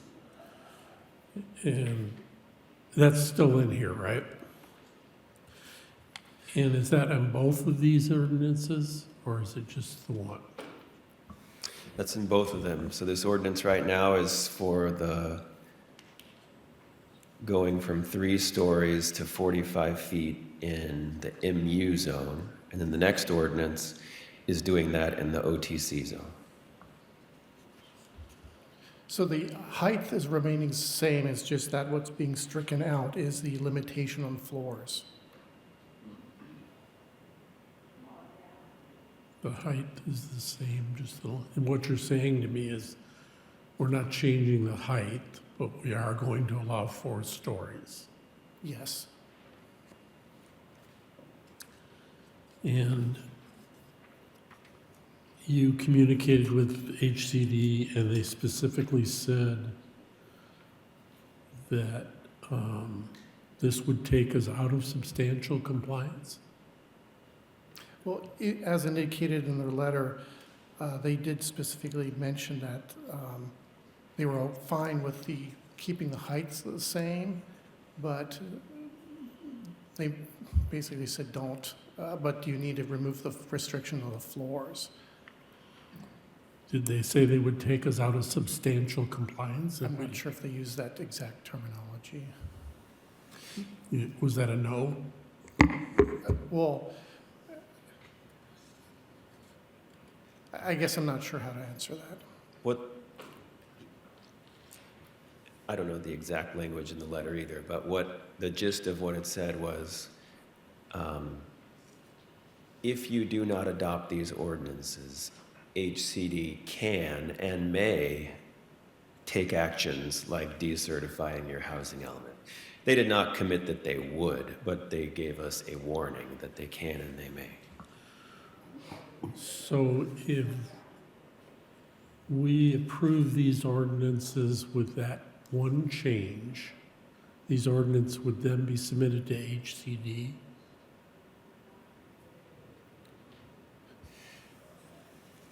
When we approve the ordinances, then we don't submit them to HCD right away, but when we do our annual report that we have to do every year to HCD, we will state that we have adopted everything that we promised to do in our housing element up until this date. And if we do not adopt the ordinances, or if we change them, then we'll have to tell HCD in that annual report that we did not complete this one item that we said we would do in our housing element. Do I read it correctly that the approval we received was that we were substantially in compliance? We already didn't do everything they wanted, right? Well, our housing element was certified by HCD, meaning that they feel that our housing element meets all the requirements of state law. Well, why did they use the word substantially? I'm not sure. I don't know where that word is coming from. I thought that's what I read. Yeah, it's on item 3, the first sentence just up there. Maybe that's where he's drawing it from, not sure. If HCD finds that the city's action or failure to act does not substantially comply with the housing element, then HCD may decertify the city's housing element until HCD determines that the city has come into compliance. So if we don't adopt these ordinances, then HCD is going to make a determination of whether we have substantially complied with our housing element or not. And that will become visible to them when you submit your annual report and say, these ordinances were passed less the 4 stories. Yes. And that's when? Greg, I believe those annual reports are due in April, if I'm not Yes, mistaken. they're due in April. We actually just sent them out for staff review yesterday. So, but it will go before Planning Commission and then go before City Council, probably March, April timing. The annual report. Yes, the general plan annual report.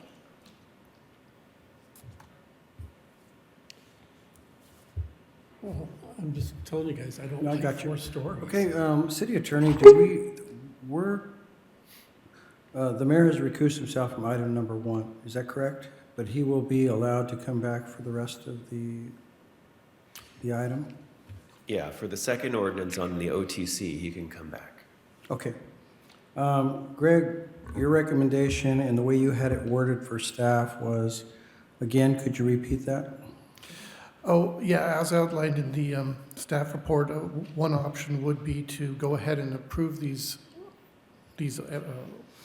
zoning code amendments, and then at a later point work with HCD to see if we can change the housing element to whatever you desire, I suppose. To reduce the height requirement. Yeah.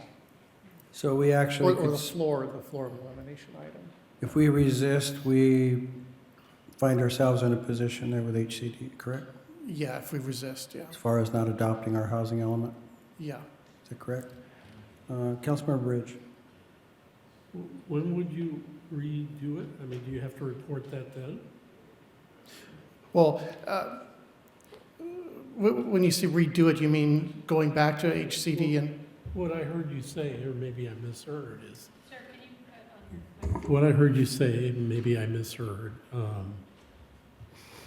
was we could pass this ordinance now Mhm. and then come back and change, I guess, the housing element of the general plan to reduce it from 4 stories to 3 stories. Yeah, and that would be with coordination with HCD. Say that again? With coordination with HCD. Oh, Yeah. We can propose a housing element amendment at any time. It's just that HCD has to approve what we propose to change in the housing element. So there can be a negotiation back and forth. Like we begin with saying, let's reduce the heights down to 3 stories instead of 4 stories. Maybe HCD says no, and then we say, well, we'll change this too, and then to see if we can get to a yes kind of thing. and why can't we do that now? We could start that process now. Okay, and we would do that by passing this ordinance less the 4 stories? Well, the danger that we run into there is that the 2025 deadline may and probably will pass by the time that we can get to some conclusion with HCD. Because I think when we give HCD a proposed housing element amendment that we're proposing, I think they have something like 60 or 90 days to even get their comments back to us on it. So that the December 31st, 2025 deadline to get these ordinances adopted will have passed. This is bringing back to me memories of Rena. Don't worry about it, Steve, pass it, we'll take care of it later, and then later we get burned. And so, I know I'm the lone guy here, but I got you. Councilmember Ball? I don't necessarily fully disagree with you. I've been through this a couple times and also know that, like, we don't have to like it, but the state does have us over a barrel in some regard here. And I'm just going to read a couple of these things. And again, this is worst case. Are they going to do it? Are they going to pull the trigger? Are they going to do it? Who knows? Who knows? But I personally don't want to play chicken with what they could do, and that's where my position is on this. So I just want to go to 5. Let's go to 4 and 5. So 4 and 5 really worry me. Because why? We have a builder's remedy project right there. So the builder's remedy could happen to us here. What does that mean? That means projects will be permitted by right in the city if they file their development application during the period that the housing element is decertified.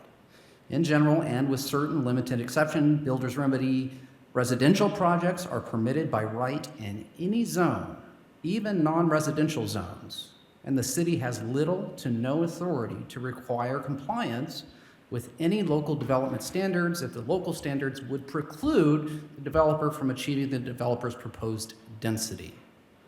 That's worrisome. Again, maybe worst case. Number 5, in addition, if the city's housing element is decertified, then the city is prohibited from disapproving or conditionally approving, so as to make the project infeasible, certain affordable housing and emergency shelter housing development projects based on inconsistency with its zoning ordinance or general plan. So, may never happen, probably, who knows, but in the worst case scenario, the state technically can tell us, you have no control over your own city. We can put some housing over here, and we can ignore whatever you think about 3 or 4 floors because we're the state. And so, again, I'm willing to hash it out and to go and tell them we would love to make these changes, but again, I personally, I'm not playing chicken with it. Well, that's the same argument that's been used for the last 2 years. It's the same argument that's got us all these residentials with no parking spaces. It's the same argument that was made every time we come into these. So I respect your argument, I understand your fear, but some point, when do we own our own city? I mean, I certainly hear you, but again, I don't think a court would just say to us, well, you're a city that decided to stand on your own 2 feet and tell the state they have no power. We know the system of government. That's not how it works here. We're a city, we're a municipality, there's a county right above us, and then there's the state. They hold a lot of leverage over us. So I hear you. I'm frustrated at a lot of things I wish that they would do differently, but that doesn't mean that I just get to insist that we write our own constitution and Lompoc goes its own way. They have us.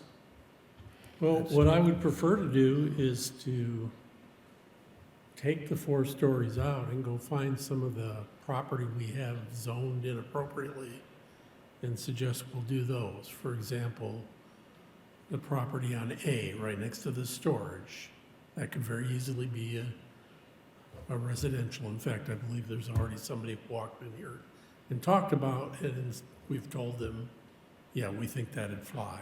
We could change the 7th Street commercial property that's been vacant for 5 years. We could, seems to me, we could go back and say, yes, we want to cooperate.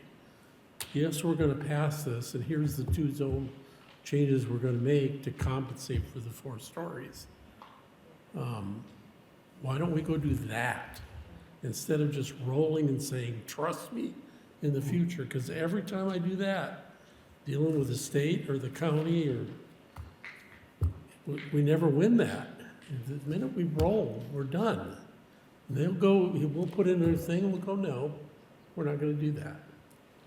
I certainly hear you, if I may respond. I think the county, in their own due diligence, thought that they would stand on their own 2 feet and make a decision and hold back and regulate and do their rules and make sure that something happened a certain way. And that's what we're going to try to annex, is their builder's remedy project that happened because they put their feet into the ground and said, no, we're going to resist and we're going to slow play it. And guess what happened? The state pulled their lever, and this is what happened. So again, do we have precedent that the state could and might pull the lever to insist and take over control? Well, we have an example right on our border here. Are you talking about Bodger? Yeah. We've been begging for that please throw me that in the prior patch. I'm saying, do you want the idea of the state saying we can use builder's remedy anywhere in your city to do whatever we say? Are you okay with that? Obviously, I don't want that, but I don't either. If I could intervene here, City Attorney, maybe you could help here with some verbiage here if we decide not to accept staff report, the staff recommendation, and giving up our leverage for the upper stories. I know we went through this before, where we had the corner of H and Ocean, where someone came in with a proposed 5 stories or something like that, 4 or 5 stories, and it did not pass. And I understand the state is now trying to make it mandatory. And I don't believe that we're going to have any negotiating power once we approve this. So could you help me with a little bit of verbiage here on how we, other direction here?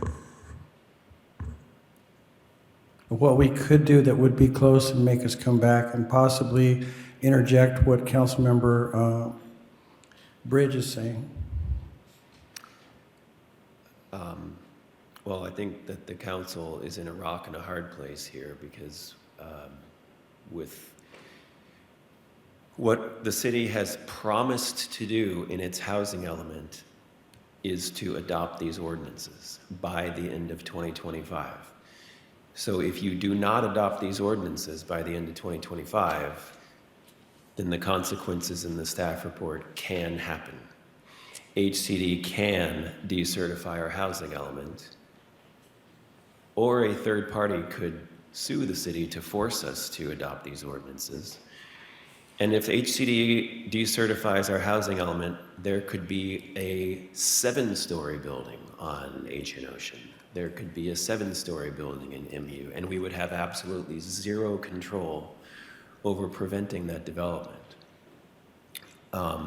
because that's what the builder's remedy is. So the best option that, and earlier this year, at council's direction, we went to HCD and we proposed the idea of rezoning some sites on Ocean to residential, to trade that for keeping the heights at 3 stories instead of 4 stories. And HCD said, no, we don't care how many lots in your city are zoned residential. That's not what it's about. What it's about is, in the OTC and in the MU, you have maximum densities that developers cannot even get to. So they're like phantom maximum densities because of your height requirement. You need to allow higher development in the MU and the OTC, physically higher, so that developers can get to the maximum densities that you have in your code. They can't get to them right now with only 3 stories. That's the reason why HCD is making us go to 4 stories in the MU and the OTC. So the best strategy that I can come up with right now, given what all the facts and circumstances are, is what is in the staff report, which is adopt these ordinances by the end of this year, and then propose to HCD an amendment to our housing element to reduce the 4 stories down to 3 stories. And we're going to have to give them something in order to get that from them, to get them to agree to that. I don't know what that something is that we're going to have to give. But the fact is, right now, we have a December 31st deadline to adopt these ordinances. And if we don't, there could be a builder's remedy project where we have absolutely no control on how high it can go. It could be higher than 4, and we would have no control over it. So the best option that I can think of is adopt these and then try to get the housing element amended as soon as possible afterwards. So let me get this right. We developed arena numbers that we were told were just numbers on paper. Then we went into a general plan, a housing element, and to meet those arena numbers that were not real, we had to change the zoning. And now that we've changed the zoning, we have to allow 4 stories to meet the density that we were forced to change for arena numbers that we all know are not real. Well, these height requirements that HCD is required in our housing element did not have anything to do with RENA. They had to do with making sure that developers are able to get to the densities that we allow in our code. And HCD took a look at our code and said, I don't know what the densities are, but let's say it's, 50 units per acre. They said, there's no way that a developer can get to 50 units per acre in the MU or the OTC with only a 3-story development. So it's a phantom density. You're not really allowing that density. So you need to take away that constraint that you have in your code of the 3 stories and allow up to 4 stories so developers can actually get to that density that you say you're allowing in your code. Why don't we reduce the density? Well, under the new state housing laws that were adopted a couple years ago, cities are not allowed to reduce densities in residential zones anymore. It's just not allowed unless you make the density up on some other parcels.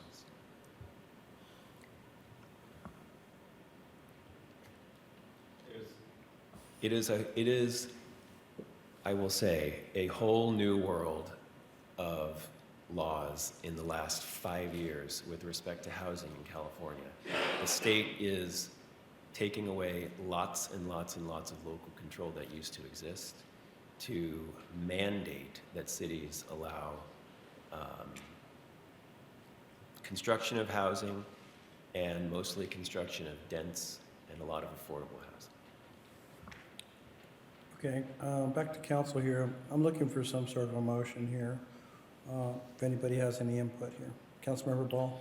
So just to clarify, I don't disagree that in some contexts we should always make a pitch to improve the system, change our housing element, do all those things. I personally just don't feel comfortable leaving it up to chance, because I know the state will take their opportunity if we give it to them. So I guess for me, I'd make a motion that we accept staff's recommendation on this, and as soon as you want to, if we want, work with the city attorney, hey, this is some changes that we'd like to make.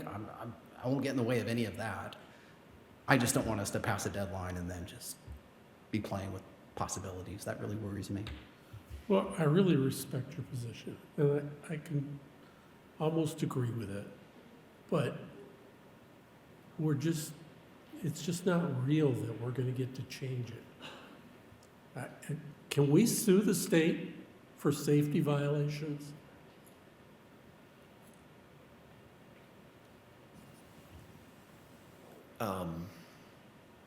They're putting us in a position to build something, to approve something that we know is a life safety issue. We are actually allowed to deny development projects that come to us. Like, let's say we pass these ordinances and a 4-story development comes to the OTC, we're in the MU now, so we're in the MU. Even with all the housing laws that encourage and mandate housing, cities are allowed to deny housing development projects if we can show that there will be a danger to the public or public safety impact from that development. That's one of the exceptions in the laws. So we can actually deny housing development projects if we can show there's a real danger to the public that will result from the housing development.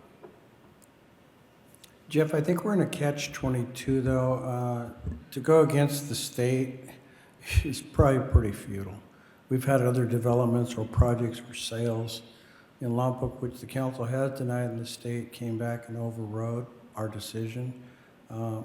That's what they can do again. Is that correct? Essentially, yes. Yeah, we can deny it, but they can come back and say it's going to happen. So I just wanted you guys to know the state has the ultimate power here to do whatever, Wait a minute. How would the state come back? If we made a determination that the developer is submitting something to our building department that we say is unsafe, how would the state intervene in that? Well, HCD can review our decision on any housing development project, and if they believe that we improperly denied a project, then HCD can bring an enforcement action against us and could also sue to overturn our denial. Just like the developer of that project that we denied could also sue to overturn our denial of the project. And just to clarify here for Councilman Bridge, we've experienced the sale within the city for corporations or companies that come in with state tax credits for low-income housing and things like that. And even for a development, I'm sure that was for low-income or distressed housing, the state would step in and override. At least that's the experience that we've had, that they came in and allowed the sale anyway. So I'm pretty sure that's how it works. once they get involved, if someone comes in to put that type of housing or high-density units. So just wanted to make that point of something we've gone through already. Again, I'm looking for a motion here, if anybody has one, or not. So I'll make a motion to accept staff recommendation. Let's see, which one is this here? Make sure I get it right. Is this 1731? Right? Right. So I'll make a motion to accept staff recommendation and pass ordinance 1731. You know, prior to me making a decision here, I do want to note that Councilmember Bridge here is right about negotiating after the fact. We've run into this many times, and I respect the city attorney, his opinion to think we're going to get in hot water here by denying and them refusing to adopt our housing elements. So it's a catch-22. It's pretty difficult. We need a 3-0 vote here to pass. Is that correct? That is correct, yes. Okay, I'm going to go ahead and give a second, and then we can go and vote. Motion's been, we got first and second. First by Councilmember Ball, second by Mayor Pro Tem Victor Vega. And we go to vote.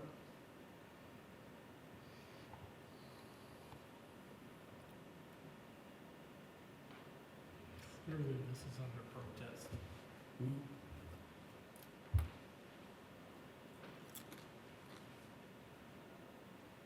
Okay, so that passes 3-0 with 2 recused, and now the other 2 council members can come back in. Or, sorry, just Mayor Mosby can come back in.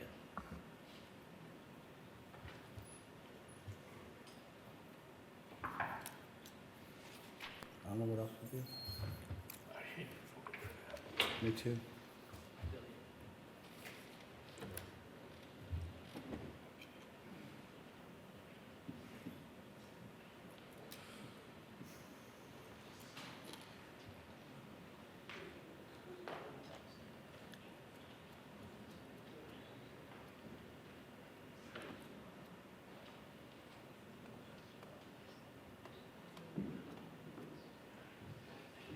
You must do a lot of talking. You're done?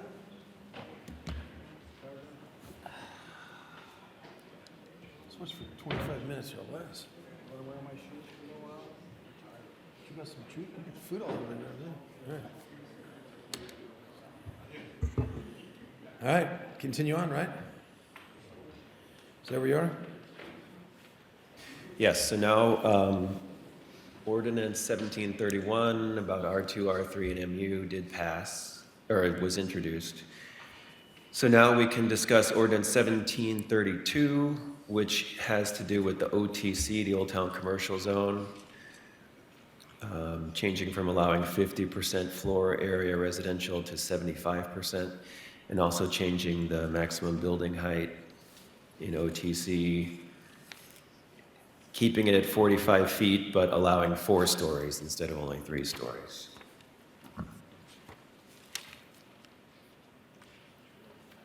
And Mayor Mosby, maybe you did not hear this, but in order to introduce ordinances, we do need to have a majority vote of the full council, so it requires 3 yes votes.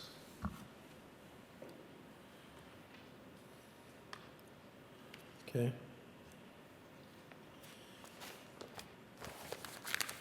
So with bonus, density bonus, they can go to even more, right?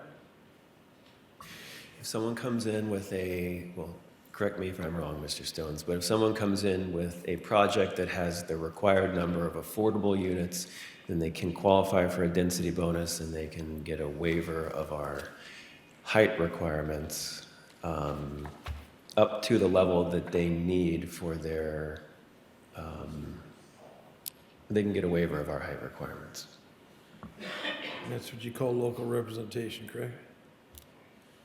Sarcasm. So when we get a 60-story building on H and Ocean, we'll know what happened, right? Okay, go ahead, Mr. Stones, thank you. You get questions, presentation?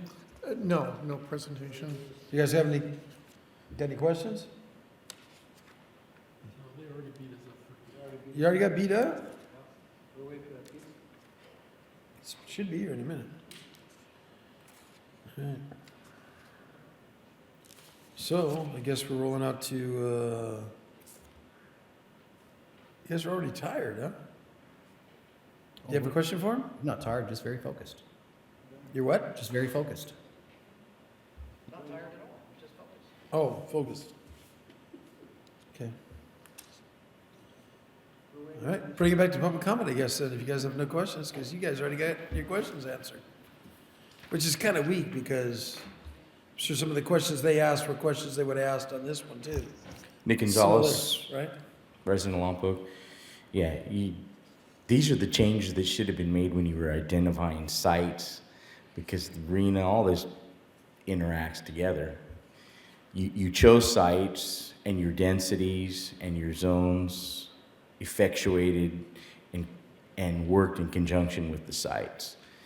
And I can recall many a times you asked, there's got to be better communication amongst the council and the staff as to what you do in phases, because this could have been corrected before you submitted your plan, and you wouldn't be in the situation you are today trying to claw back a decision that you made, months back, a year back, when you were making all the other adjustments to the densities and to the housing sites. But the biggest thing is the housing sites. If you keep a site for 2 consecutive RENA cycles on your list, you lose all authority over that site as well. There's a lot of these nuances in the law that you need to come and update and understand. Moving forward, you're going to have to reevaluate the sites and actually pick some sites that are actually developable. You're going to have housing development where you really don't want it in fashions that are going to fundamentally change what this community looks like. Public safety is not even going to be able to address the needs of these sites. I've seen places in Santa Monica, you guys are talking about 3 or 4 stories. Try 10, 15, if it falls within the builder's remedy.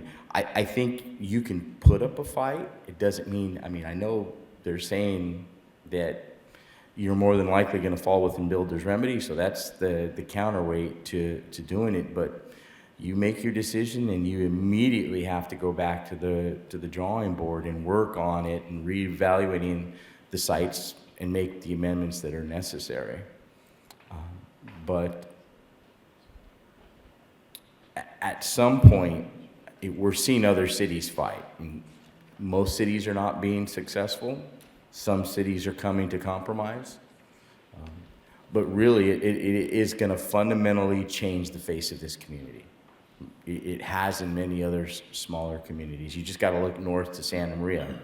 They got 5-story monstrosities that, and more planned. And who knows what'll come under builder's remedy, and who knows what'll come under the guise of affordable housing, where you meet the density requirement. Tough decision, but you're clawing back now instead of having the foresight of doing it ahead of time.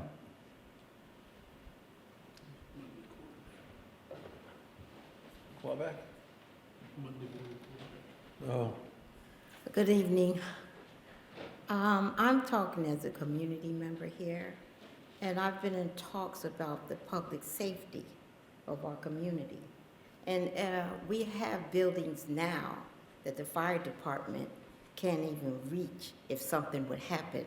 So you're talking about people's lives and safety, and talking about heights and buildings, which I think is very inappropriate right now. I know that need for housing is important, but the need for safety is more important. So I would like to talk about that with whoever I can, because building heights up and not securing the safety of the tenants or whoever presides in those buildings is very important. You might talk about money or housing, but you got to talk about how to keep our people safe in this community. So I would like to have a talk with someone that I can to talk further about that. And I think, like Mr. Bridge says, we have buildings here unoccupied that could be used as housing.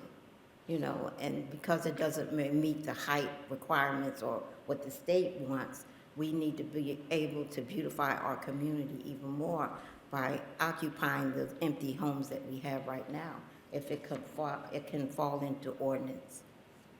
So thank you. Anybody else?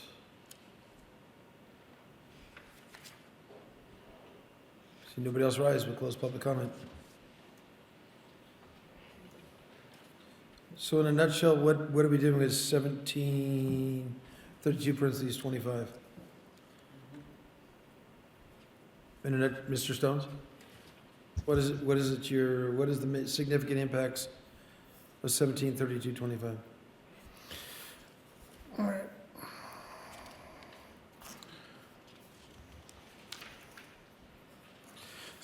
So the changes would be in our zoning ordinance to,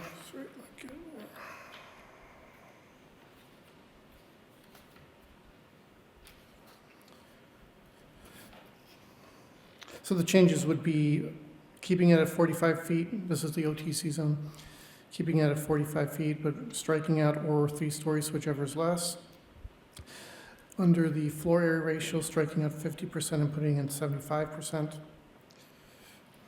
And I think that's it for this ordinance. Okay. Anybody got any questions? Can we make a motion? Comments, suggestions, deliberations? Okay, we got I don't know what the motion is, but you got a second already. Perfect. Let's vote. I'm just kidding. Okay, so I make a motion to accept ordinance 1732 parentheses 25. All right, you get first and second. Hey, our hands are tied, right, Mr. Stones? Is that what you're telling me? I assume that's what you probably said earlier, but. Yeah, we talked about the items 1 through 7 in the staff report, particularly the builder's remedy consequences, being sued consequences by either the state or by private individuals. And yeah, it's fairly problematic to not adopt the ordinance. All right, very good. Good vote.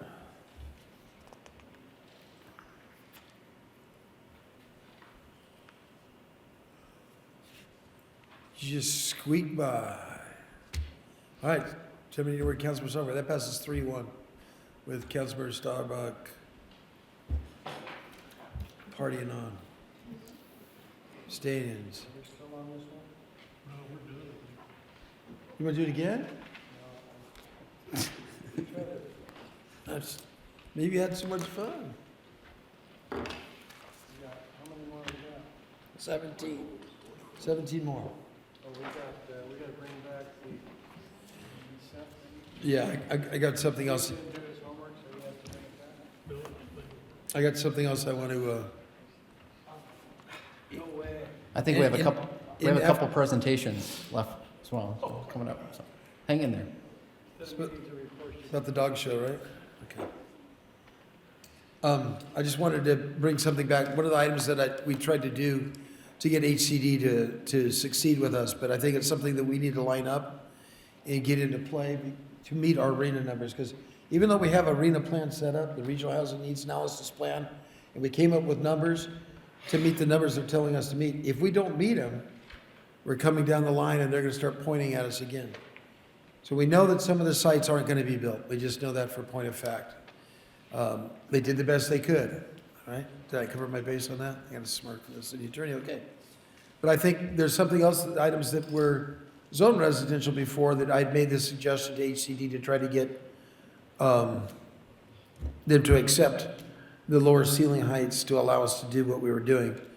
And that was to rezone 2 parcels in town, and we agreed to go forward with potentials of doing, but I'm making a council request, bring back a staff report within the next 6 months, and that is to identify, rezone the parcel between 5th Street and 7th Street on Ocean Avenue. One time that was zone residential, I've been told, and the other one in front of CHC on West Ocean Avenue that was zone residential. We did a PCD modification on it way back when.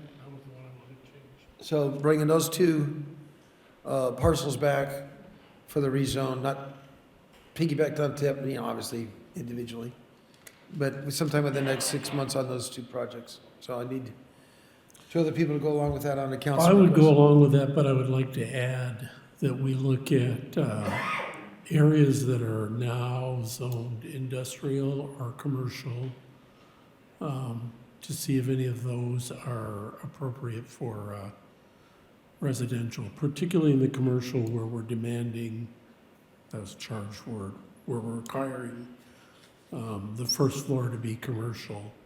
I think there's places. Do you have something specific? I can come up with them. I don't have it memorized. Maybe you could come back with that one and see what we're looking at on that one, All right. more specifically. But my two are those two parcels, which we'd already agreed to plant in front of HCD to that. So I got Councilor Vega, Councilor Bridge. You don't need me, but I'd support you more if you took Councilmember Bridges' Well, let me suggestion. see more specific so we know what we're doing.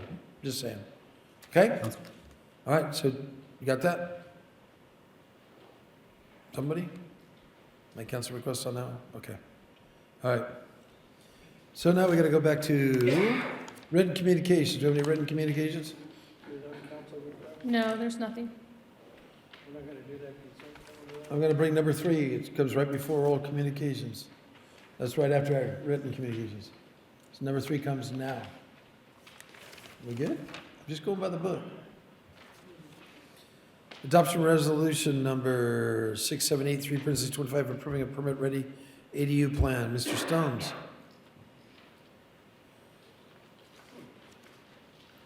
Poor Greg's getting it tonight. So my item is pretty benign. I just want to get it, and I didn't want to bog down the consent calendar. My understanding is that we're approving these 4 or 8 plans, whatever they are. I've been told by several sources that the state has funded many ADU plans and that technically they should be allowed as well.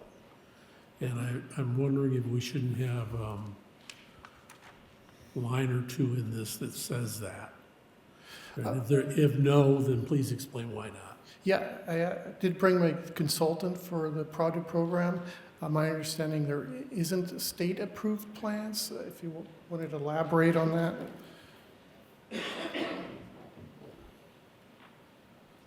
Good evening, Council. My name is Randy Russin with RM Design Group from San Luis Obispo. Been a very entertaining evening. I appreciate it.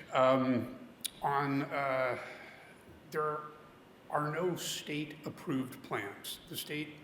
Many jurisdictions have received funds from the state through various grants. I don't recall whether your city used those or not to develop ADU projects, but those are all just independent choices of how they applied that grant money. So in effect, there are no state-approved ones.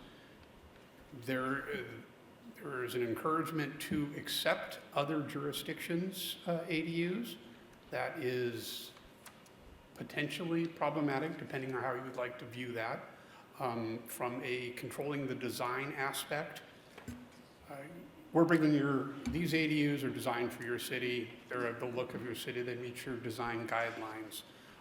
As an independent person walking in with an ADU, unless you have objective design standards, another example of the state coming down and saying, you get what you get. That's how that would work. So these ADUs were developed in other cities, may or may not meet your design guidelines if that's of importance to you. They certainly weren't developed for this climate, so you might have some engineering to do there, as well as the structural components of that. So there are a few things that would make that problematic, but I would defer to your chief building official as to how you might manage some of those issues if that was your path. So when you say structural or you say seismic? Pardon me? When you say structural, are you saying seismic? Well, you have specific soil standards here, that you have sort of a general statement for how pad prep is to occur and what your footings are to be in lieu of soils report. So those drawings would have to meet that standard, and then also seismic design, yes. that So would apply. do we require a soils test for our ADUs? You are not requiring soils tests for ADUs. The approach is the chief building official has set up a standard prep under pad prep for an ADU, and some increased footing depths and rebar to accommodate that. Again, ADUs in themselves are fairly light buildings, so it's not, the same thing you'd have for a large multi-story building. So that seemed like a kind of a red herring then.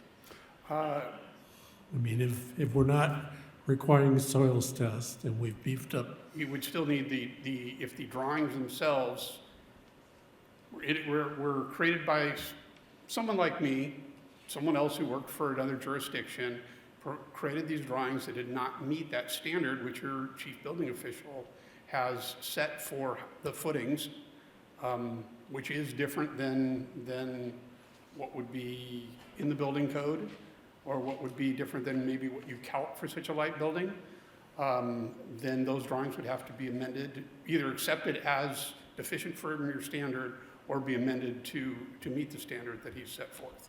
And in that case, you'd have to have that person. so you're suggesting other jurisdictions in California have approved ADUs that don't meet building code?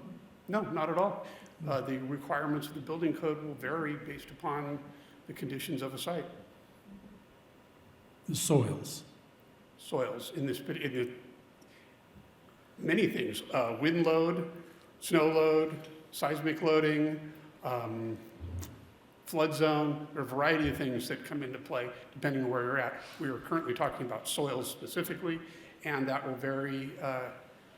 So you're suggesting that we're going to allow ADUs in a flood zone? Santa Barbara County does, or is currently preparing to do that. Santa Barbara County is allowing ADUs in a floodplain. They are preparing to do that. At least on the ones that they are providing for the community, they are putting together standards to meet them being in a floodplain up to, I think it's about 20 inches of inundation. Say that last sentence. About 20 inches of depth of inundation, flood inundation, I think is what they're designing for. Okay, thank you. Sure. Good question. Probably for you, yes. Sorry. You're all right. Does the city of Lompoc own these plans? Yes, you have non-exclusive rights to do whatever you want with them. Non-exclusive. So are we allowed to share or sell to other people? Yep. Okay.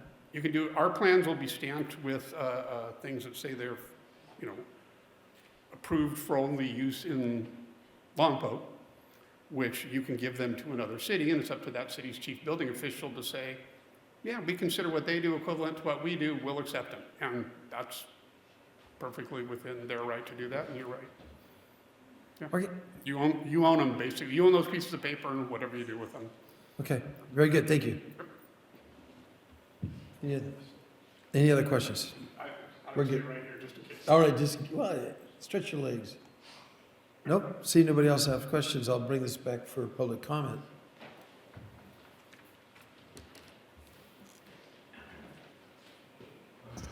Nick Gonzalez, resident of Lompoc. I attended the Planning Commission, and one of the big discussions that the community had was that these plans were all all electric. And so at those meetings, it was brought up the option that we have both the option of gas and electric. The state has some mandates. I know several people have built ADUs in town, and because of the small size, we're able to waive, for instance, the solar requirement. I highly encourage you that when these plans are designed, that these plans are designed with both options. The practicality is most people are not prepared to put an all-electric ADU in.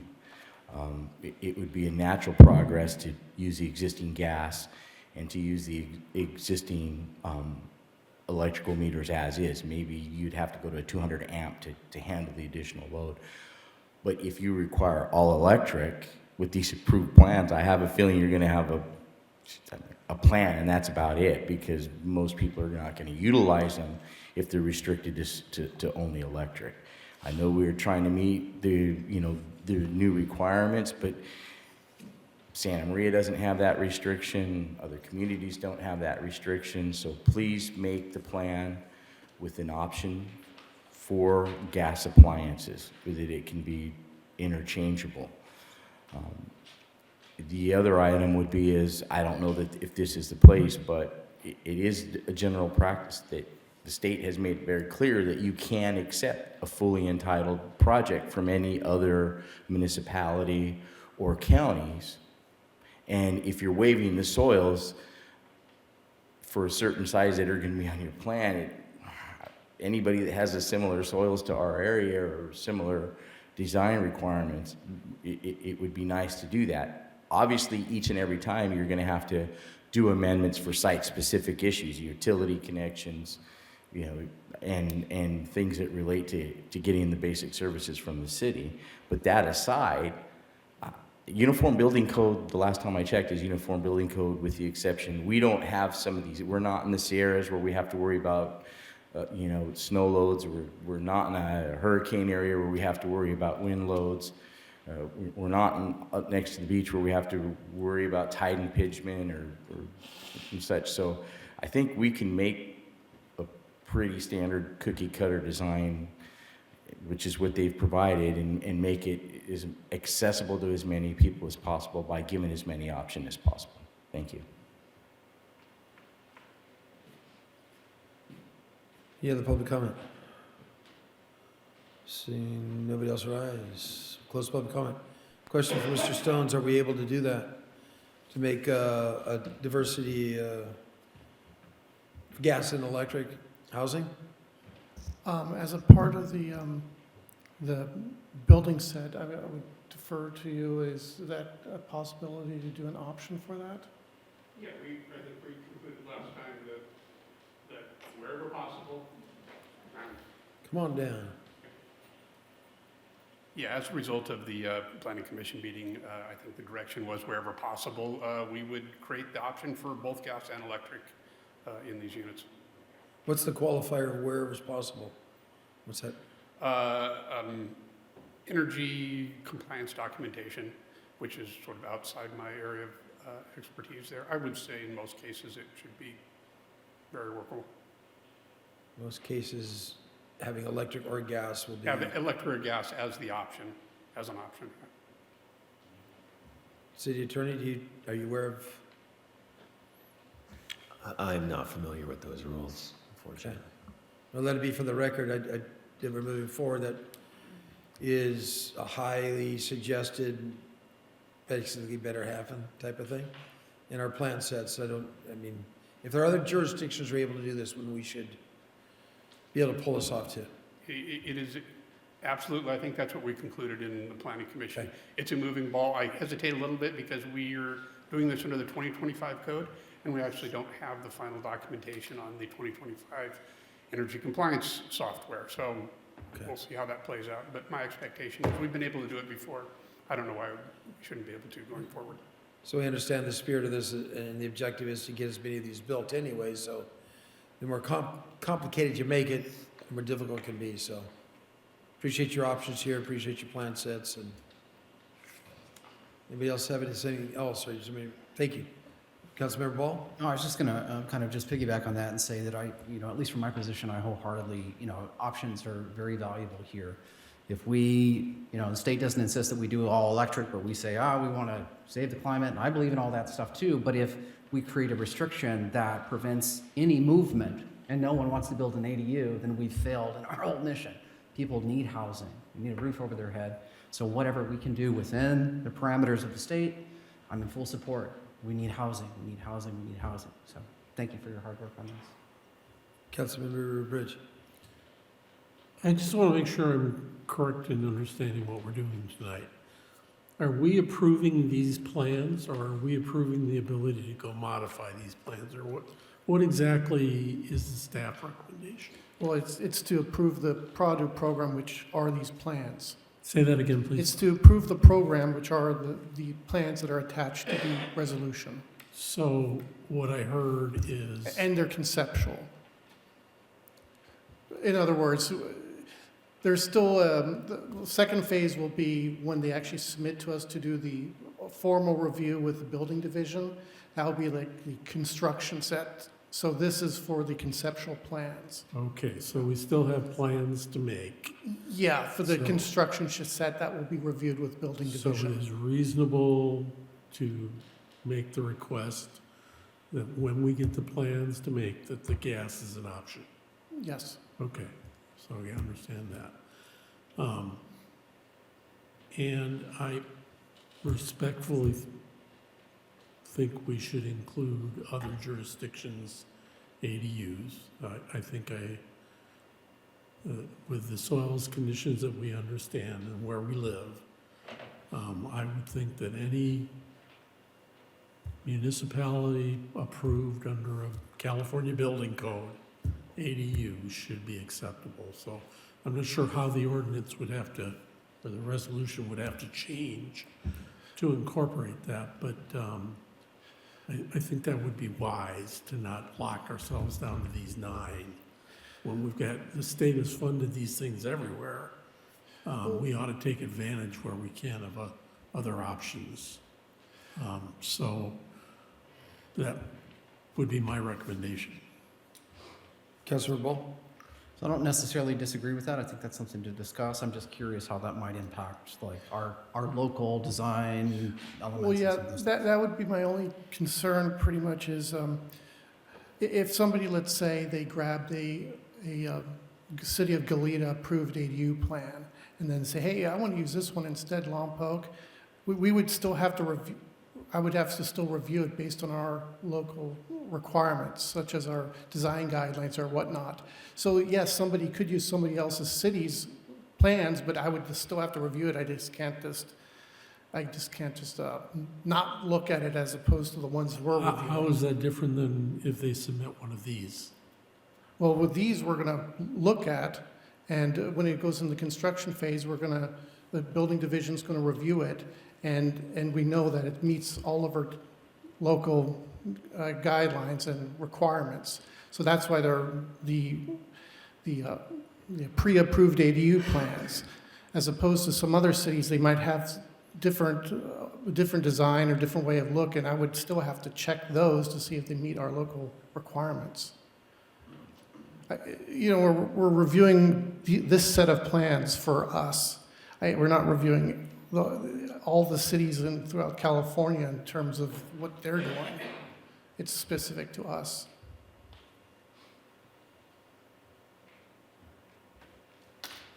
Can I ask a clarifying question real quick? Please. So that's not to say that somebody couldn't come up with a different set of plans and maybe get it approved as long as it met standards? Yeah, so somebody could come with a different set of plans, but we would just have to review it. It's not pre-approved. So you're not automatically canceled if it's not one of the 4? No, we would still review it. So I don't know if that helps or not, but it's like you could come, yeah, I get it. But I would just push back that the pre-approved system maybe saves some people money. They don't have to go start from scratch on some of this too, so. Very good. I think last year, 14 ADUs? Well shy. I think Santa Maria was in the hundreds, right? 500, 600 or something like that. And so hopefully this stimulates something. We'll give it above something. The lady who was just here looking for affordable, or housing that was affordable. Is a potential option, so kudos with what you're doing. I know it's new, and I know we'd like more options. Councilor Bridge. Well, why don't we just say, we're going to take every municipal in a 50-mile radius of here and accept any of those. Well, it's the same zone we're in. It's the same type of construction. I could drive in Santa Maria and I can drive here. 1950s construction is 1950s construction. We're just...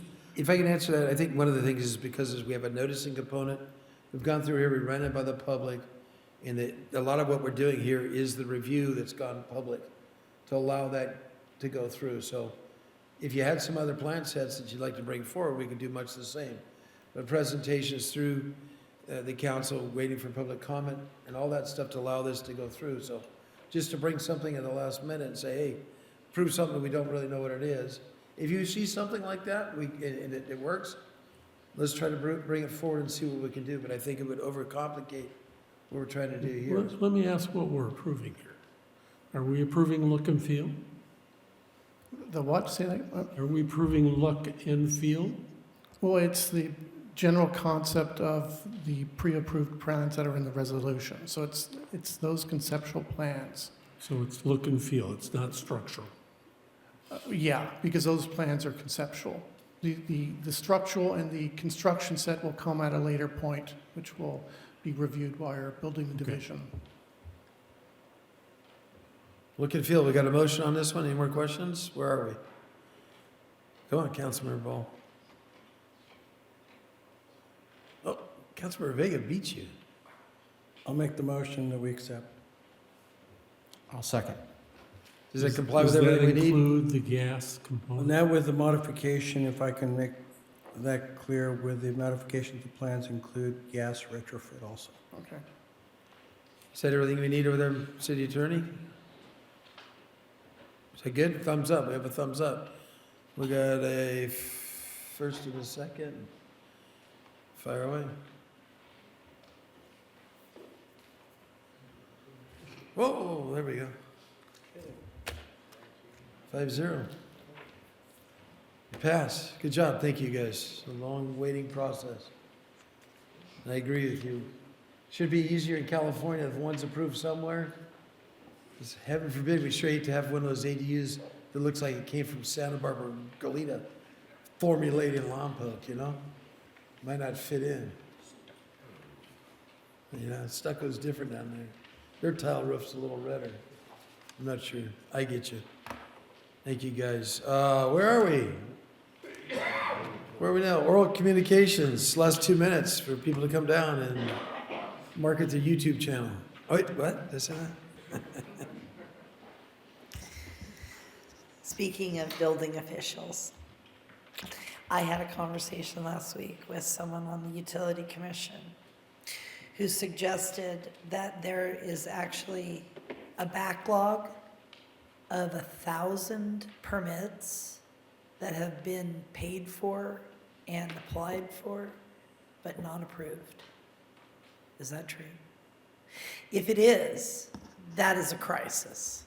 And I would suggest that the city address it immediately, because that would be a juggernaut. Thank you. Anybody else? Is anybody outside there yet? No? Turn that AC up and everybody runs away, huh? All right, seeing nobody else rise, we'll close the last oral communications. Come down to council comments and meeting reports. Councilor Vega, fire away. What do you got?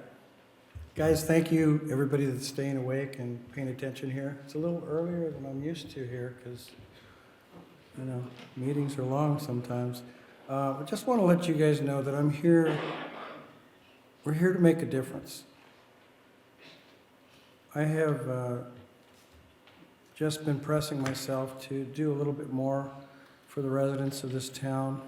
We need to, by ordinance tonight, we did a few things that is going to empower the police department and the CSOs to clean up Lompoc, some of the vagrancies and some of the trash that's out there, and get them away from schools and stuff so that our kids are safe. So kudos to them. They seem very positive about it. They just wanted permission and the ordinance and the law to go along with them. So I'd like to thank City Attorney and City Manager for allowing us and giving us that guidance. And also, I think one of the other things that we're missing here for the residents of Lompoc, you're not forgotten. We know there's needs out here. I'm going to focus more on seeing what we can do with staff and work together with stabilized utility rates. People are very concerned with that. We have the parks that are being improved slowly, but we have soccer fields that need to be improved quickly. So there's things that we need to do because people have too much idle time on their hands. And we don't want it to turn into a crime issue or something like that, too much idle time. I think the other part is, tonight we adopted an ordinance with the chamber to reinvigorate their contract. And I think the presentation tonight was pretty positive that we work together to enhance and attract more businesses so we can give Lompoc another form of life here. It's too stagnant. I know Lompoc means stagnant, but we don't have to live that way. And I think the building and planning department, they need our help. We have people, Greg, thank you, all of you guys, for all the work you're doing. You need some staffing, and we need to have the procedures and the policies amended so that people aren't afraid to come over here and do it right. So I think that's what we need to do. And I think we already have those ordinances in place. We have a couple of council requests to bring some of these policies back, because what happens is, I think if we don't pay attention and give strong direction, city staff's going to do whatever they have to do to make it work. And I think that's our job, to give direction on our Tuesday nights. So thank you very much for paying attention. We're going to try and do better here. Councilor Ridge. Let's see, I attended the elected leaders forum on homelessness and listened to all the work the communities are doing to improve or provide homes. Hats off to the Chalk Festival this weekend. It was very well done, and the theater is making progress. And I believe they're working close with the planning department and getting the permits through. So that's a good example of a community group and the city working well together. And then we had the public comment, which is exactly what I was talking about, that the permits, X number, were outstanding. We have no idea if that's true, so I look forward to dispelling that and getting kudos to the planning department when we have facts to back us up. So thank you. Councilor Ball. I'll be super quick. All of my comments are related to pumpkins and Halloween, so here goes. First off, thank you. Mario, your staff at the pool, amazing. We went to the Dunkin' for Pumpkins event, well attended, tons of lifeguards, everyone smiled, we had a blast, absolute fun. Thank you for doing that, brought the community together. Hope we do lots more of those types of things. Again, it was just amazing, had so much fun. So much so that my wife is now taking swimming lessons. She's a paying customer, by the way, and my son, 3 years old, he's also taking swimming lessons. His mother's paying for that as well. Last thing, don't forget, the Chamber is not hosting the downtown trick-or-treat this year, but it's still happening. It's happening this Saturday. City's working with several of the downtown small businesses, so get your kids dress up yourselves, go downtown, 1 o'clock this Saturday. I hope to see you guys there. Thank you. Councilor Starbuck. Oh, wow, that means there might be a shooting event for pumpkins or smashing or something, too. I have no reports. So quickly, I did represent the city of Lompoc, LAFCO, SBCAG, ABCD. A couple other events I went to at no expense to the city. And there's a couple quick comments here on our requests that are on here. I actually have 2 of them that I've made in recent past that did make it on the list. I'm very concerned with things like that are happening. Please, if you could check those and make sure that we're getting everything on the list that goes through the requests. Okay? And with that, we'll adjourn the meeting until November. What's our date in November, Councilmember Starbuck? November 8th. We're out of here.